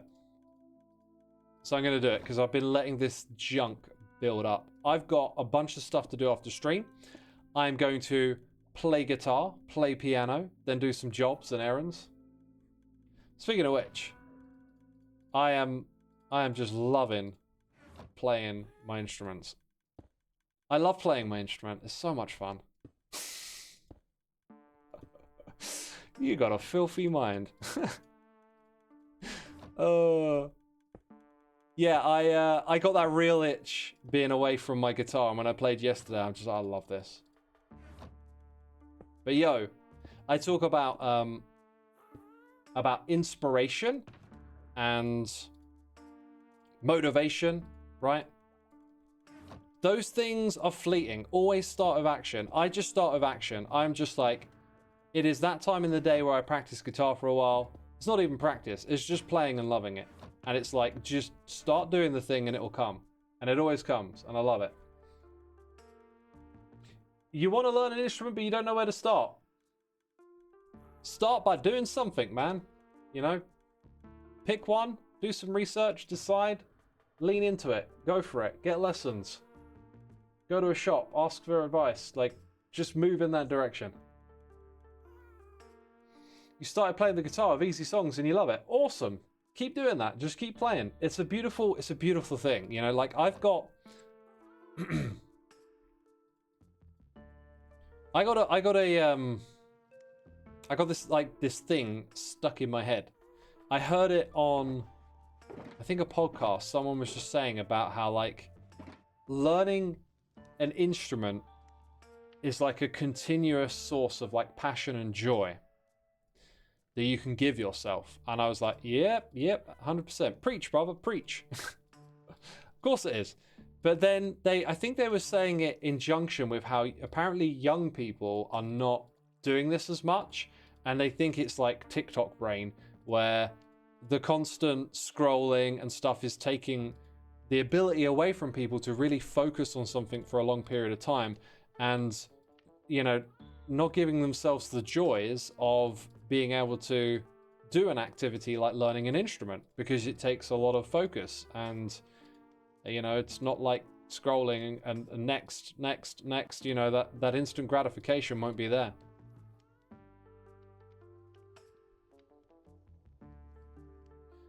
And you know, I've now been playing for so long, and I really appreciate that I've learned them. And it's part of like learning piano recently. It was just, I knew it was going to give me that. You got the bug recently to learn a periphery song, and I've never played my guitar so much. I got so frustrated and incredibly motivated, but I can now see slow improvements as Vintage Thief. Yeah, a little bit of advice for you, because that's awesome, man. That frustration, I get that. But recently, I had a little bit of that frustration with something myself, and I was like, this isn't why I play guitar. I don't play guitar to feel that way. So why am I feeling that way? And I decided to like really let go of the frustration, which might sound a little bit strange, but you can work your way around your own head. You can kind of learn to do this. You can kind of learn to be like, there's the emotion, and I'm just going to move away from it.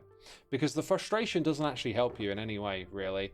And so if you just step back from it and accept that it's not working right now, but keep at it, like that shift can, yeah, you don't have to learn it all today. You know, you'll figure it out, you'll get there, but like, just enjoy the process right now.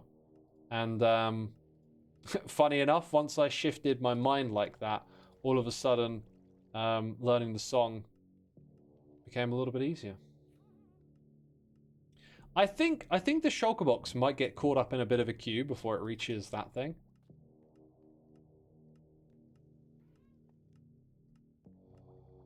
You're so happy you could steer yourself away from TikTok and back to reading books, says JSTP 3000. That is awesome, my dude. Congratulations. That's part of like a little bit of a social media thing that I want to do this year. I've been umming and ahhing about it because I've been working with someone to get the TikTok thing going again. And I feel a little bit bad that I might change direction on that. But I've been thinking about it on my break, and then I watched a Howtown video on brain rot and like the scientific research around it. What am I looking for here? Oh. That one was from the last time we sorted, right? So that's not getting placed. Time to investigate. So, yeah, this house, by the way, shout out to Howtown. I see a few people saying they love it. That's my kind of YouTube entertainment. I want to be informed with information and knowledge so I can make better decisions. And they make just great information, great videos. And like they looked into the various amounts of scientific research there. They presented it in a way that lets you know, because like a chart isn't always a truth, is it? You need to know the details of how studies are done and what it could potentially mean. And it's just such a great dive into it. And it felt like it really just reinforced this idea of that this is brain rot. That this overall doesn't seem to be that great. And I am contributing to it, I guess, by... Yeah, that was part of where their video went as well, right? They spoke to certain creators that do and don't do shorts or TikToks. And I thought, yeah, maybe I don't want to contribute to this. And it could be just like one more thing that I'm not thinking about, right? So it comes through here and then it goes into there. And then I'm going to have to use free cam. Something here is supposed to detect that arrival. But I don't see... Did I like miss a piece of redstone? Is there supposed to be a comparator there? Because when it arrives, there's no clear event. Right, I'm not sure if my testing world is spoilers. I'm also not sure. I don't like to leave this world when the redstone is running. I need to put my camera account on. All right, we're in 2 conversations once again. So I'm going to get my camera account on here. And we'll do the redstone in a minute. Let's finish the TikTok thought. You had to quit TikTok because you could see how bad and time-consuming it is for your ADHD brain. Good for you for quitting. Keep it up. That's awesome. Yeah, I think I don't want to contribute to the problem, and I might... I think I kind of want to get off Twitter and Blue Sky as well. I think I just need to find a way to automate my tweets or something. But yeah, I feel like it might be a good idea just to retreat from that space. Just one less thing to think about. Because I do occasionally go on there and check it. And I think it might be better if I just like don't do anything on that platform at all. So that coincides with me no longer multi-streaming over there as well. Okay, let's get me in the area. Sweet. Now I can log out. And will you get some crazy spoilers? Guess what? I'm not even going to let you know. What instruments do I play? I play guitar, I play piano, and I can play the drums. So that shulker box unloader, where did I design it? I need to jog my memory. We got the... It'll be in this orange section, I think. I've been using, like... There's actually some concepts behind like the outlines for all these different projects that I've been working on. And I think I put it in the orange area, which has got like a whole bunch of stuff really. But I don't see it here. Kind of don't feel like I see it anywhere. Why did I build that thing?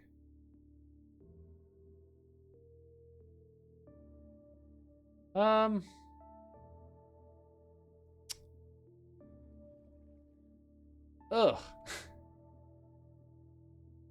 It's not that. It's not that. What's awkward is that I can't quite remember how it looks when you see it in the redstone form. Not up here. Oh my god, this place is insufferable. I tried to make it all like organized and stuff, and it always just a redstone world will always just descend into weirdness. Well, I hope you're enjoying the views. Because I'm scratching my head here and I'm like, where the heck did I build this thing? It's in the blue/cyan. Over here? Someone saw it. That's great. Oh, wait, this area.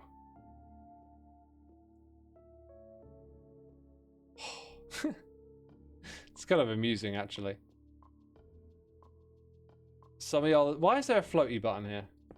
Some of y'all have seen it before I have.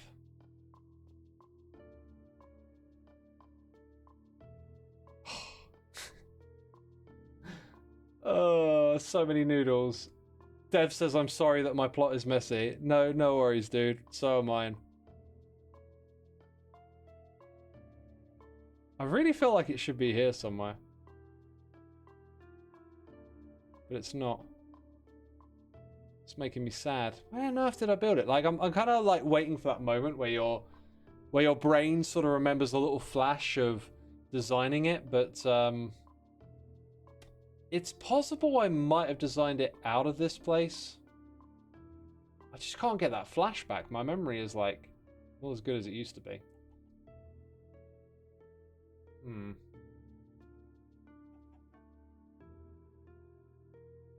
This is concerning me. Xisuma getting old confirmed. I mean, old is all you'll ever get. Reality check. Did I do it like outside of that area? I wouldn't have done. I would not have built it over here. Also, these are not in a plot, but like, look at that. Do you know what that is? Should I build another one? Like this? I was like, oh my god, I gotta like do something with this at some point. How many got there? 1, 2, 3, 4. Oh wait. Now we got 3. I think you need to give it like a kickstart. Do you see it now? That's a tick-based clock that you can manipulate just by adding leaves. Leaf stone? Yeah, leaf stone. Alright. I think I want to give up the hunt. Man, I know I must have built it somewhere in this world. That's a farm. Oh, I thought that was it. Okay, one last check.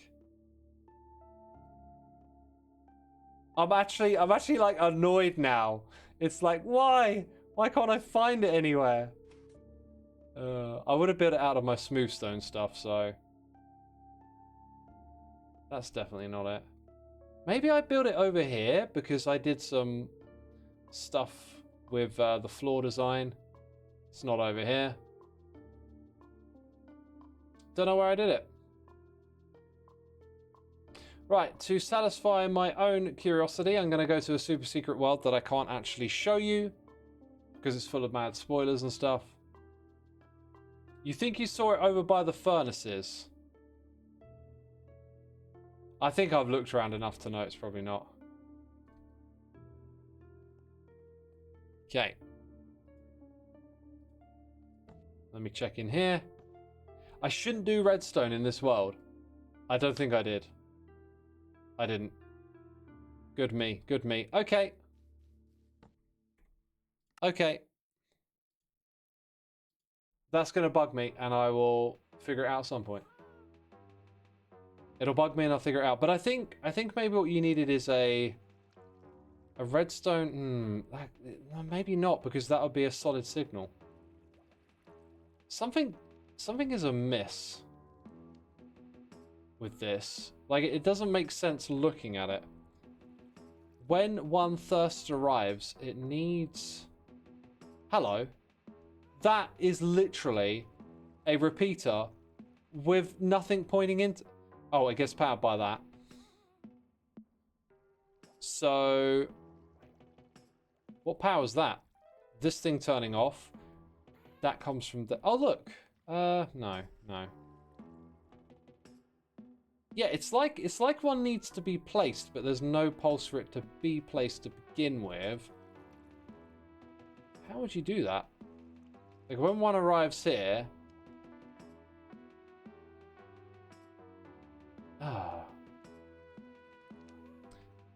I got something wrong with the redstone, and I'm not entirely sure what it is.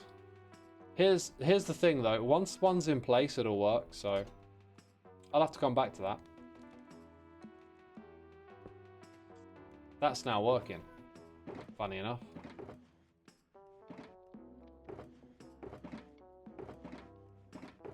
Yep, all this stuff needs to get sorted away.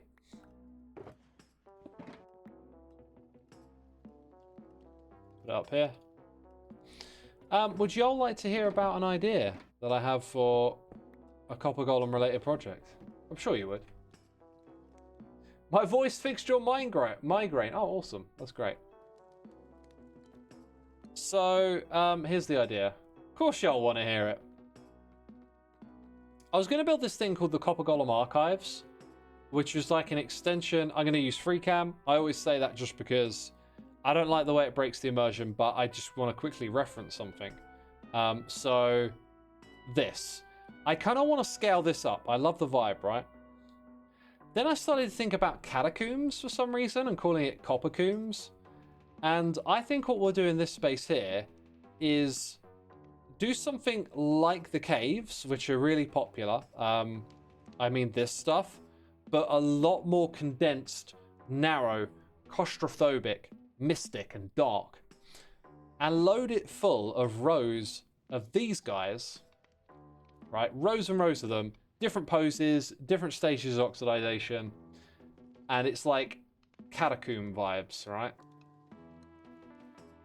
Coppercombs. Coppercombs? What are we going to call it? Get out of my base, you sucker! Wow, I'm so rude. Oh, I never fixed Sky over here. Good thing I came by to check. You ain't been working, have you? Now he's going to go to work. Because that's how that works. I don't mind that it's flawed. If you built this somewhere else in the perfect location, it would work. Right, we smelting. I'm glad we went and checked on that. Yo, Cortil15. Thank you for gifting a sub to Kazazia. Much appreciated, much appreciated. Wainbow, you're in chat. Do we have the opportunity today to do the thing that we do? If not, maybe one of the other mods could help out. Because we just got a gifted sub. And you know what gifted subs get? They get access to our server. Which is pretty cool. I would just say the Copper Catacombs. That actually rings really well, doesn't it? Copper Catacombs.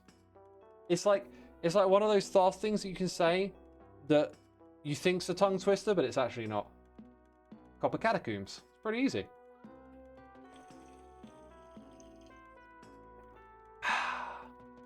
Copper Catacombs. I like that one too.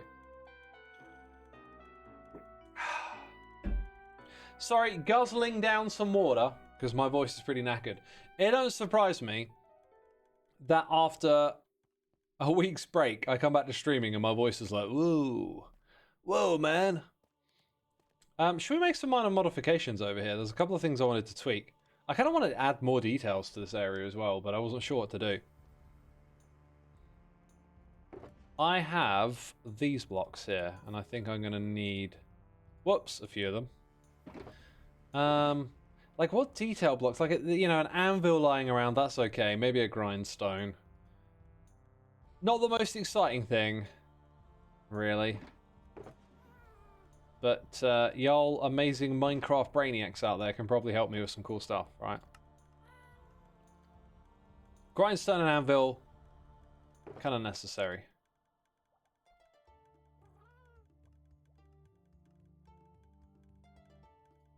Maybe something smoke. Oh, I've already used the smoke animation here.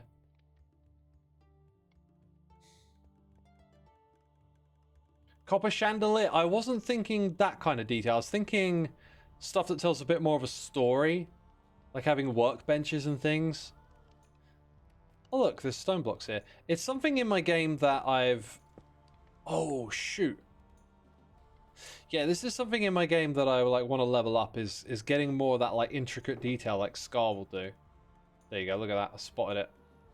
Spotted it before it was a problem, son. Also, I think I can like unlock that now, right? For after we're done.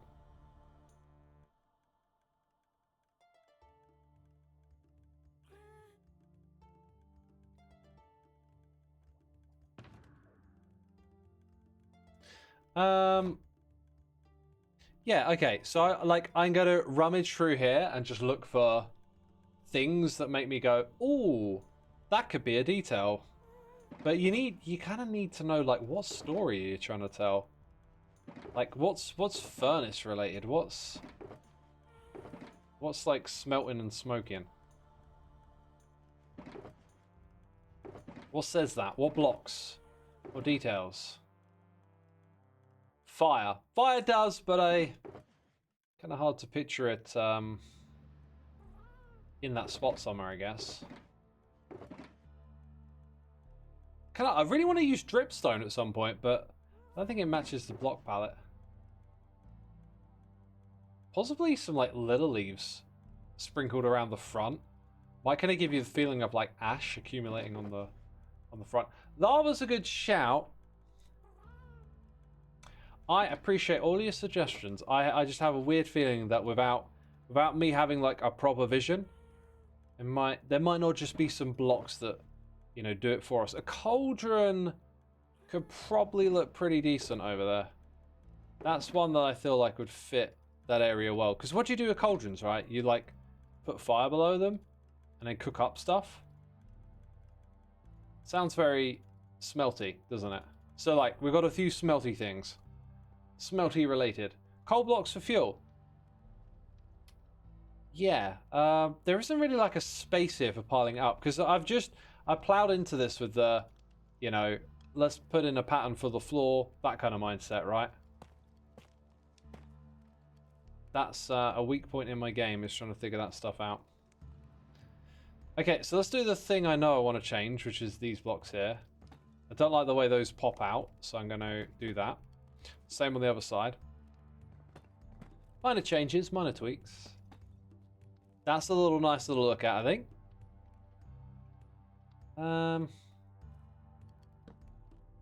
Like, why is it there? What is it doing? Maybe hanging some tools on it that look like they're related to this whole operation. Chains, I don't know. Grindstone, anvil, cauldrons. What about these leaf litter?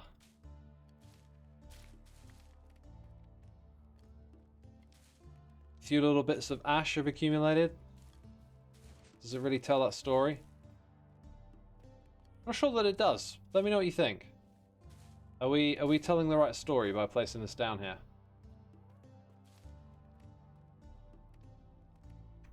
Use armor stands to hang, pick, and axe. Well, I was thinking shovels, like shoveling coal. X the fall. X the fall? That's not so helpful. Dead coral like a bush that's been scorched. Yeah. I really like the suggestions. I really do. It's just I haven't prepped the area for that kind of storytelling. I'm sort of looking for that like cheap, easy thing where like you put down the anvil and it kind of, yeah, you know, you'd have an anvil in the area, of course.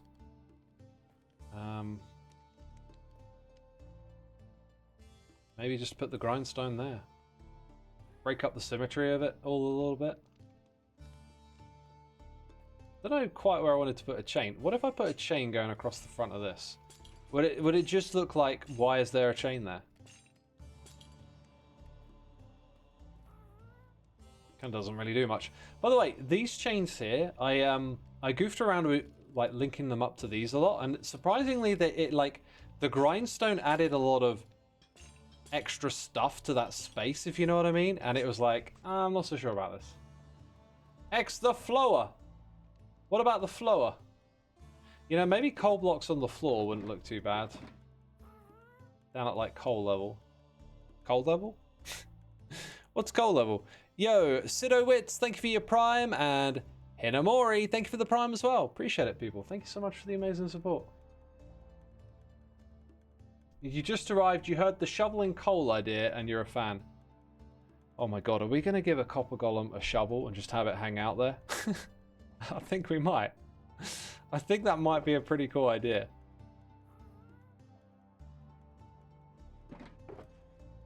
Where's me axe, homie? Where's me axe? Any axe will do. I think we're done with the leaf litter. I'm happy with that. Chains can go back. Cauldrons can go back. These blocks all can go back. And need to hit that switch. Not bad, not bad. So coal in the ground. What are we talking about? Armor stands and shovels next. Armor stands and shovels. Armor stands belong in this one. Got him. Got him. Oh, what's this? Grindstone near a cauldron. Oh, I should put... actually, I shouldn't put lava in the cauldron because it produces light, which will mess with the vibe down there. Near the cauldron for a wetting tool before sharpening it. What's the most, like... What's the most... furnace-y tool that isn't a shovel that could sit on top of a grindstone? Flint and steel. Flint and steel. Has to be that one. As for the shovels, I think I'm going to go with the wooden shovel. Actually, stone. I think stone shovel is the right pick. Mace. Mace. Yeah. Let's just quickly get our hands on a mace, shall we? Oh my god, I don't even know what that voice is. My voice is so tired that I sounded like a drugged up Mickey Mouse for a second there. Enjoy it, because it'll never happen again. Never go full Mickey. I can't even remember. Like now that I've spoken like that, I can't quite remember what the actual voice I was trying to do was. I'm just like, wow, that was really bad. Hey, shall we go get a little mace? That's the one. Shall we go get a little mace? Quickly do that, you know. Quick little trip to the trial chamber. Oh yeah. That'll take a moment. Just a tiny little moment. I don't know how. I don't think I can go any higher than that. Yo, Beth0593, thank you for your Prime subscription. Appreciate it. Just a quick little mace. A spear can look like a shovel. Yeah, that's true. Right, so I think what I'm not sure what I need to achieve this, but let's try. So using the mods, we would like to see your arms, give you a shovel, and then is there a pose here for hanging? Ooh. Did I just find a bug? Oh, now, oh, interesting. You can't scroll beyond the one you've selected. Now, item kind of looks like the one I want. What's that one there? Not sure. But if it wasn't called item, I thought it might be called hanging. I don't see that, so apply. Yeah, you see the armor stand book is the one with the trick, so... I think it might just be trigger. Actually, no, I think you go to help. And then you can get the book there. That's it. So we stand next to this. And we want a preset called... item? It's the exact same thing, isn't it? I thought this one had... like a preset for that. Utilities. There's something to this. Auto align styles. Nope. Nudge. Nope. Presets adjust item frames. I'm sure there was something here. Rip says, I love you, Xisuma, but just no to that voice. Bad Xisuma. It was pretty awful. Hey, I can do it better on a different day. My voice is knackered. Give me a break. Jay loves you too. Thank you for 15 months, my dude. Appreciate it. And thank you for gifting those subs earlier as well. I appreciate your generosity and thank you for the subscription. Auto align. You think it's auto align? Oh, you know what? I saw auto alignment and I thought it's not that. And yet it is. Well done. Well done. Thank you. Thank you for the help. Block on surface, item on surface. Tool rack. Hey, hey, hey. Oh, beautiful stuff. Beautiful stuff. Got one over here. We're going to have one over there. This one will have to modify slightly. So auto align, tool rack. That would be... Oh, I made a big mistake. And I can't click on it. Stand visible, yes. Wait, that is gone? Like... Did I place it somewhere by mistake? Like, did I... What just happened? Wait, there's a trick. There's a trick. I know a trick. Somewhere... That one. That button? Oh. It disappeared completely. That... I'm not sure how that would happen. And now I can't put another one in that space? What? I think we might have to relog for a second. That is bizarre. Oh, we might have some weird, quirky, bugged out thing going on here. Because that one now appears.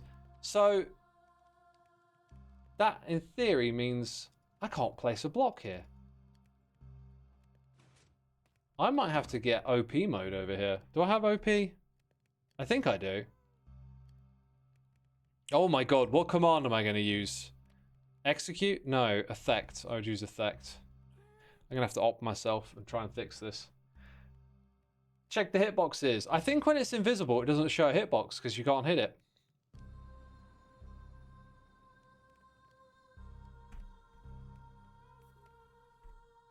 Okay, I am OP. F3 and B. So yeah, you can't see it when it's invisible, right? So, effect. At. Give. Entity. Type. Equals armor stand. Glowing. For. How about 1 second, right? Oh, did you see that? It's like up here. Ah, now why couldn't I get it through this thing?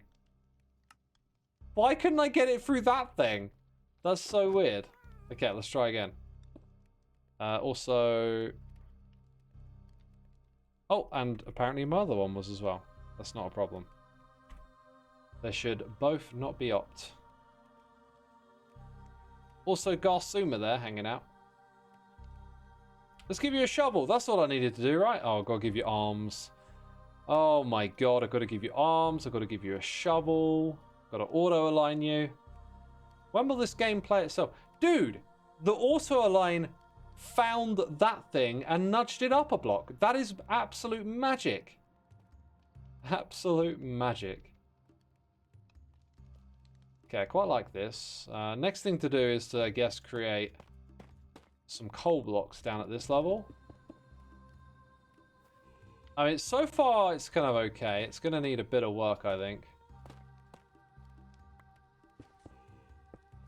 Like, because that's not really much, is it? You need a bit of that. But once we do that, it then feels a bit messy and out of place. Like, should that be there?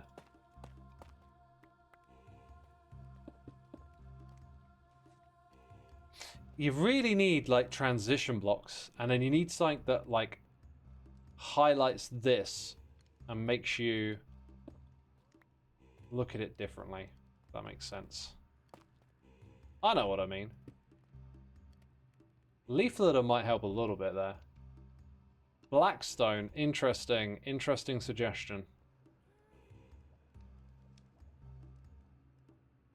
Oh yeah, flint and steel. We need an item. Flint and steel! We need an item frame for that. Got a painting, not an item frame. Shouldn't item frames be in here? Where else would they be? I think they're in this one. This is more for blocks. I feel like I might change that at some point. Mini coal blocks. I have not collected any of the mini blocks. This is one of those times they would be incredibly useful. Incredibly useful.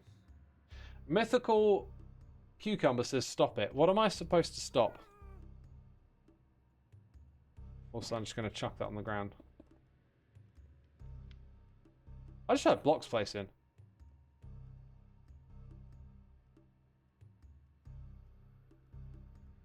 Who's online? Who's not on my hotbar? Right, Grian and Gemini like Grian is technically, I think that's a fair. I totally heard 2 blocks just getting placed, right? And Grian is definitely not in this area now that I've moved around a little bit. It sounded like it was over there. What places blocks? What places blocks? Like, oh, actually, what if it was the shulker box loader?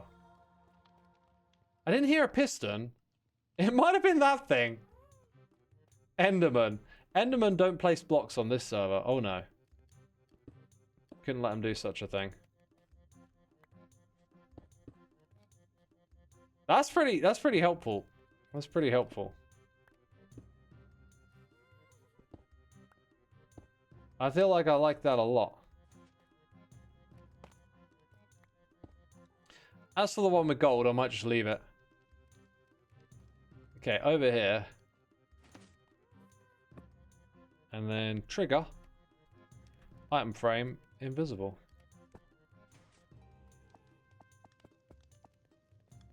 Pretty cool. Small detail. It just needs something small. Oh, buttons. That's why someone said buttons in chat. Like, I start talking about hearing block place sounds. And then I start reading buttons. And I'm like, no, it wasn't a button that I heard. And it's like, oh yeah, the conversation has moved forward. That's how conversations work. They move.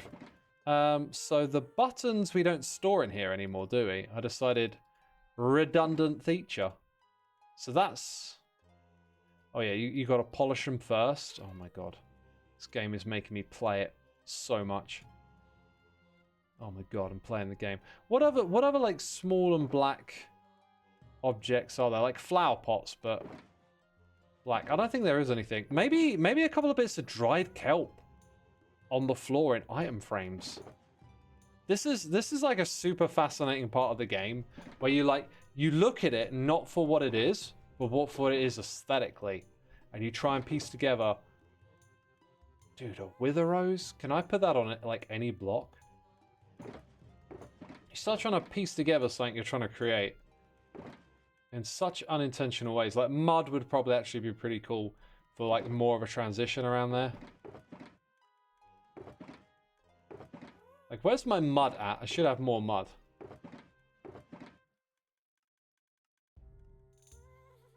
I think I might have a lot upstairs. Yo, we got a super chat coming in over on the U of Tube. Happy New Year, X. Love your new start to the season. Love all that you do, and thank you for everything you do for the Hermits. Also love your music videos.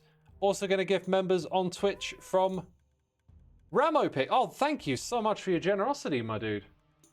Apparently you've got some gifted subs coming in here.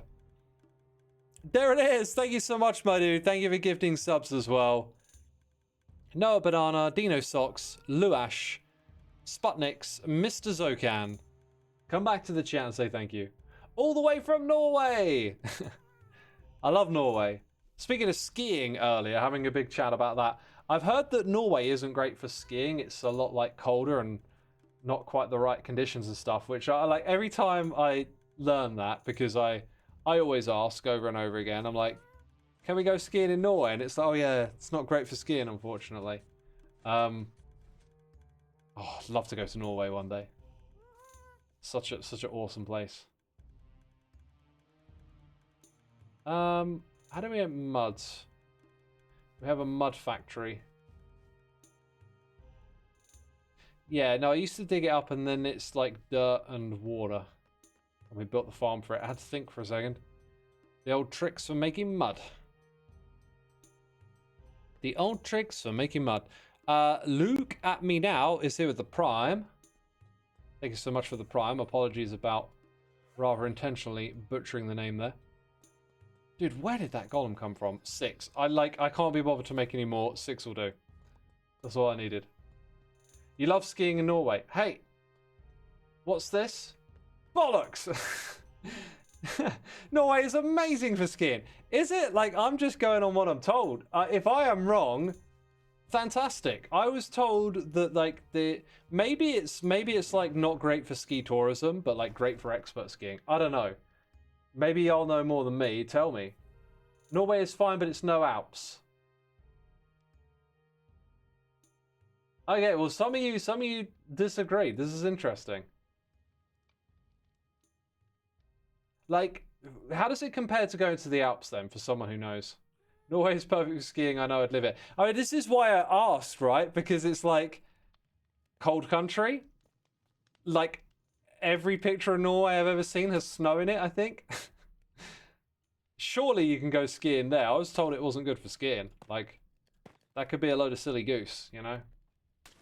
It's a different vibe to the Alps. Yeah, I could imagine that being quite a thing, you know, just overall different vibe. Still got Blackstone on me, that's good. I mean, this patch got like kind of big, kind of quick. Now we just need to like 3D it up a little bit. Okay, so I can't put the wither rose on that, that's fair enough. Like I'm hoping that stuff will like help it pop a little bit, but it kind of looks like you just put some buttons on it, you know, which is okay. That can happen. The dried kelp, I'm pretty sure is going to look awesome. Like a piece over there. Probably look really good on these patches.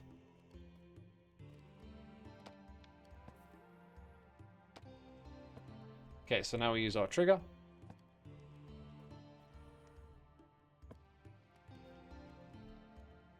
Definitely got to play a game of like rotation here.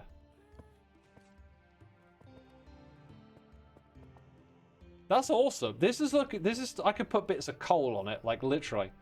I can literally just put some coal down, you know?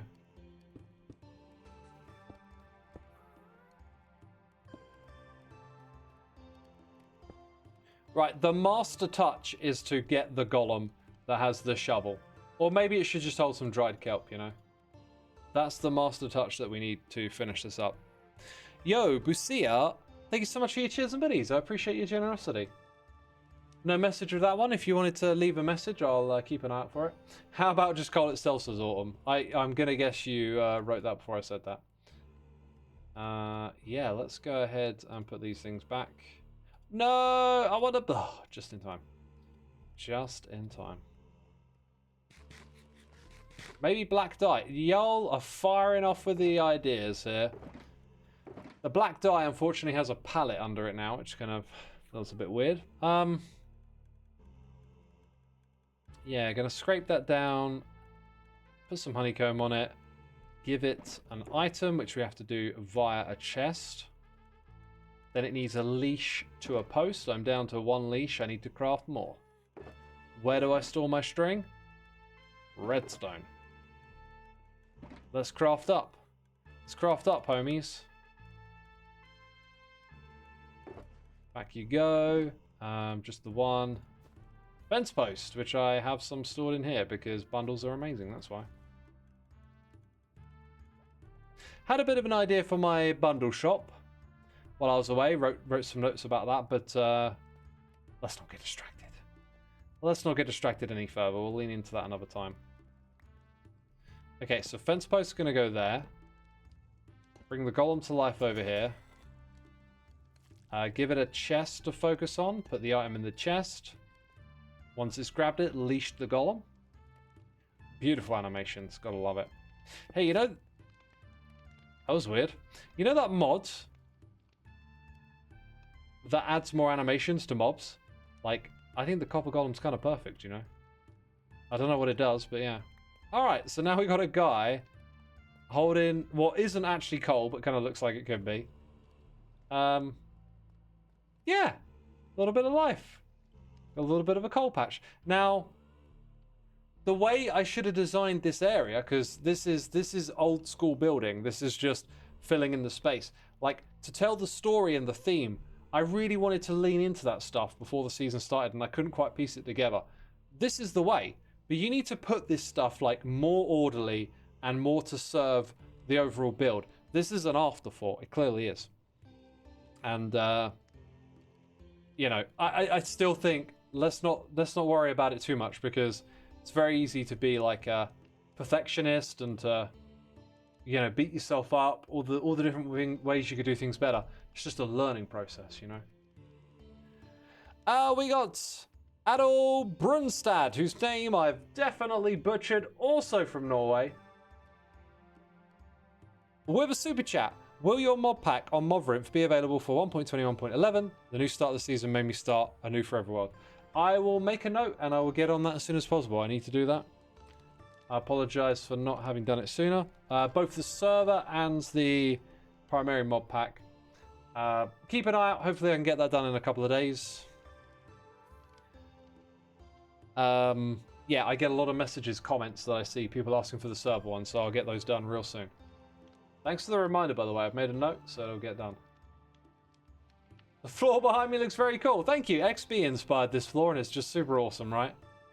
Super awesome. You could take this and probably do some even more interesting stuff with it. But yeah. All right. We got the camera count on. That means the sorting continues. The smelting continues. Boy, oh boy, do we have a lot of stuff to smelt here. Woo! Glad I checked. Glad I checked. Let's use the back area here for a little bit of space. Start to fill the stuff up. Got to put in more sand over here as well. Lots to do. Always lots to do. Huh. A little bit of a jump. That actually smelted up a little quicker than I would have guessed. I felt, if you had asked me, I probably would have said probably like a lot less stacks than that had been done. But that's just me guessing. That's just feeling my way through it, you know. Anyway, the project works. When we stand here, not quite so visible. I kind of wish we had a trapdoor in this game that didn't have a lot to it at all. It'd be kind of nice if they added like a neutral thing in the future, like a neutral color with just a lot of open space. I think that would be a really cool like trapdoor to add to the game. Yeah, I'm just going to run it through the system. It's just going to go up top into main storage. But hey, I don't have to lift a finger. Yo, we got Red Dolphin coming in with the Prime. And Busia105, thank you for subscribing. Thank you so much for your cheers and biddies as well. I didn't catch a message if you wrote one. I'm so sorry because I'm in distractions, right? I was supposed to keep an eye on chat and immediately I started talking about something. Glass trapdoor would be pretty cool. I like that idea. Here's the dealio, people. If you got gifted a sub today, throw a hand up in the chat if you got gifted a sub today. If you have an Amazon Prime subscription, or just a regular subscription, all of these will get you access to our community. That is a Discord server. That is a Minecraft server. What I like to do is throw a little bit of a spotlight onto our community in these streams. We got Shiny Object 299 with their imaginatively named main building. We're going to go check it out. It's got storage, trading farms, trophy beacon room, decorated interiors, and it's comprised of octagons that fit together in a modular way, connecting at the diagonals to challenge my build style. They are challenging themselves, and I like the sound of this. Let's go check it out. No, let's not go check it out. Let's go back to Hermitcraft. Sorry about that. Sorry about that. I forgot about that. I forgot about that. Dang it. I've got to go load up old Minecraft because we're not quite on point 11 yet. Not quite there. Tinted trapdoors would be cool. That sounds, yeah, and then it would block out the light, right? Oh my god, glass trapdoors and tinted glass trapdoors, they would actually be pretty fire. Or should I say they would be pretty glass? They would be proper. Can we make glass a word? Just start saying glass. We should try and make slang at some point. We should just try and make something take off. Just start calling stuff glass when we think it's cool. That's proper glass. It'll never take off, I know. All right, here we go. Diagonals galore. Immediately I'm liking it because what's this? What's that? Those are Christmas copper golems with player heads on top of them. Oh, using the reinforced deep slate. Must remind you, this is a Vanilla Plus server. We find ways to add extra little special features to the server. Dude, what the heck? I want that. Who made that? That is such a good... This is just free maps. That's such a good idea. I love that. That's... Oh my god. Sorry. Sorry. Like, yeah, making that into maps makes so much sense. Loving the banners. Loving the ceiling. This has got vibes. This has got vibes down. This is cool. This is a cool space. Oh, and you got a rare little poppy and you're hanging out doing your sorting. These guys will not sort this in any form of efficiency. There is no way that this is a proper sorting system. They are here for looks because they will sort through 8 chests and then they will just take forever to move on to the next 8. There's too many chests for them to sort there. I'm pretty sure. I mean, if it's working for you, God bless. All right, let's go up top. We got a farm in here. It looks like a... Oh, I'm in survival. It looks like a classic... Oh, this is like I built on Hermitcraft, but they're using mud blocks. So wherever it lands, you can just pick it up with a hopper instead of a rail. That's cool. It requires a lot of hopper spam, which is not really a problem all the time, is it? But that's an interesting alternative way to do that. All right, let's check out the trophy room here. We got beacons, we got bundles, things from some of the events. Okay, so these are some of the recipes you can unlock. Talking about Vanilla Plus. Gilded Blackstone, Shulker Box recipe, Rooted Dirt recipe, Deconstruct, I don't know what that is. Cobweb recipe. Beautiful paintings. Oh, amazing, right? There's some really creative people on this server. Oh my god, there's so many paintings. There's so many of them. I like this little walkway here as well. Very cool. So we started over there, went to that corner, went to this corner now. We've seen all the Y'all are roped up. This is very strange. I mean, there is just a wacky penguin and a snowman and a bunch of Christmassy little helpers. This guy, I was like, does this guy have a beard? He's just got like... Dude's got a like cleric. You're a cleric. You're just a cleric. Getting all confused over here. Let's head up. And we've got the portal room. And shiny object is in the area. Right, time for me to fly high into the sky. I'm going to switch to spectator mode for this. Let's check it. Check it out from the outside. Very cool. I like it very much. I can see how you're challenging yourself with the shapes. That's an awesome way to play this game. It's just to continually challenge yourself. You know, try and level up your ideas. Loving the tinted glass windows. That is awesome. This is a very cool base. I like the lighthouse and the boat. There's a very cool boat over here as well. Isn't this game wonderful? It's just Lego. We're just all doing Lego together. Just one big giant Lego.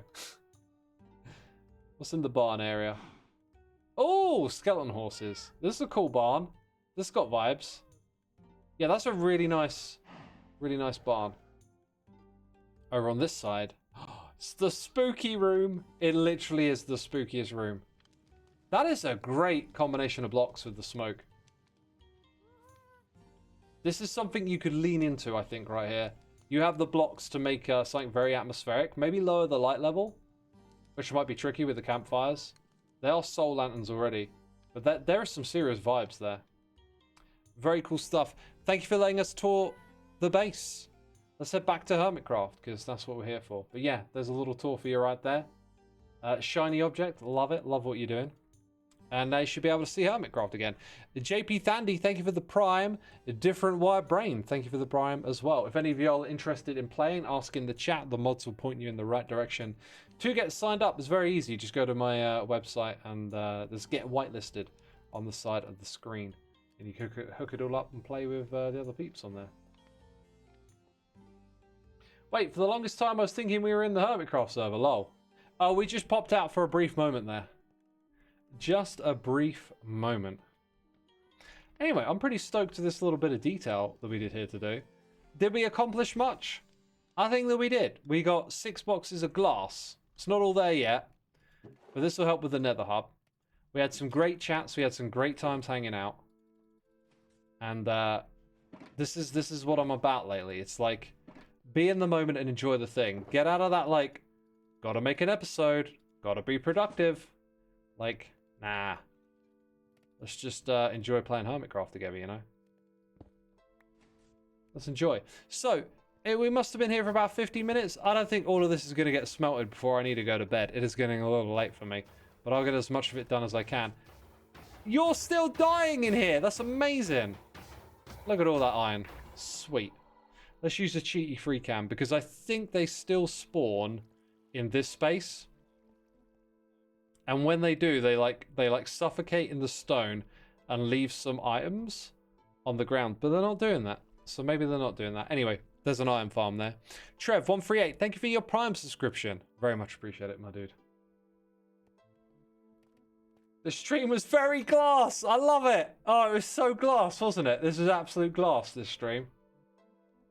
I should have picked a better word. Let's make a thumbnail together, because that is a cool thumbnail right there. Bam.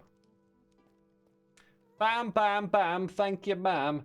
It's time for me to go and play guitar. I really want to keep hanging out with y'all, but I was a bit late starting the stream today. I had some family time. Didn't want to like get away too quick, you know. Wanted to stay, do stuff and hang out, and you know how it is. So I kind of got a little bit late into this day. Anyway, I might stream again tomorrow. I'll see how I feel. It's just one day at a time. I'm focusing on those big projects that I mentioned. And I got a list of errands to do.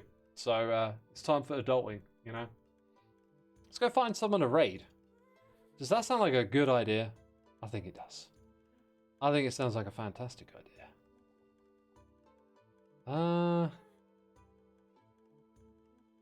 Where shall I send you today? You know what? We haven't raided Linksy in quite some time. Let's go raid Linksy. And I will bounce. I hope you enjoy what you find. Linksy's got an amazing world. Go have some fun checking out what they're up to. And I gotta basically raid and run. You know how it is. Yeah, that's it for me. Thank you, everyone. Have a great evening. Great rest of your day. And thank you for your amazing support. All right, join in the raid. Take care, everyone. Bye-bye.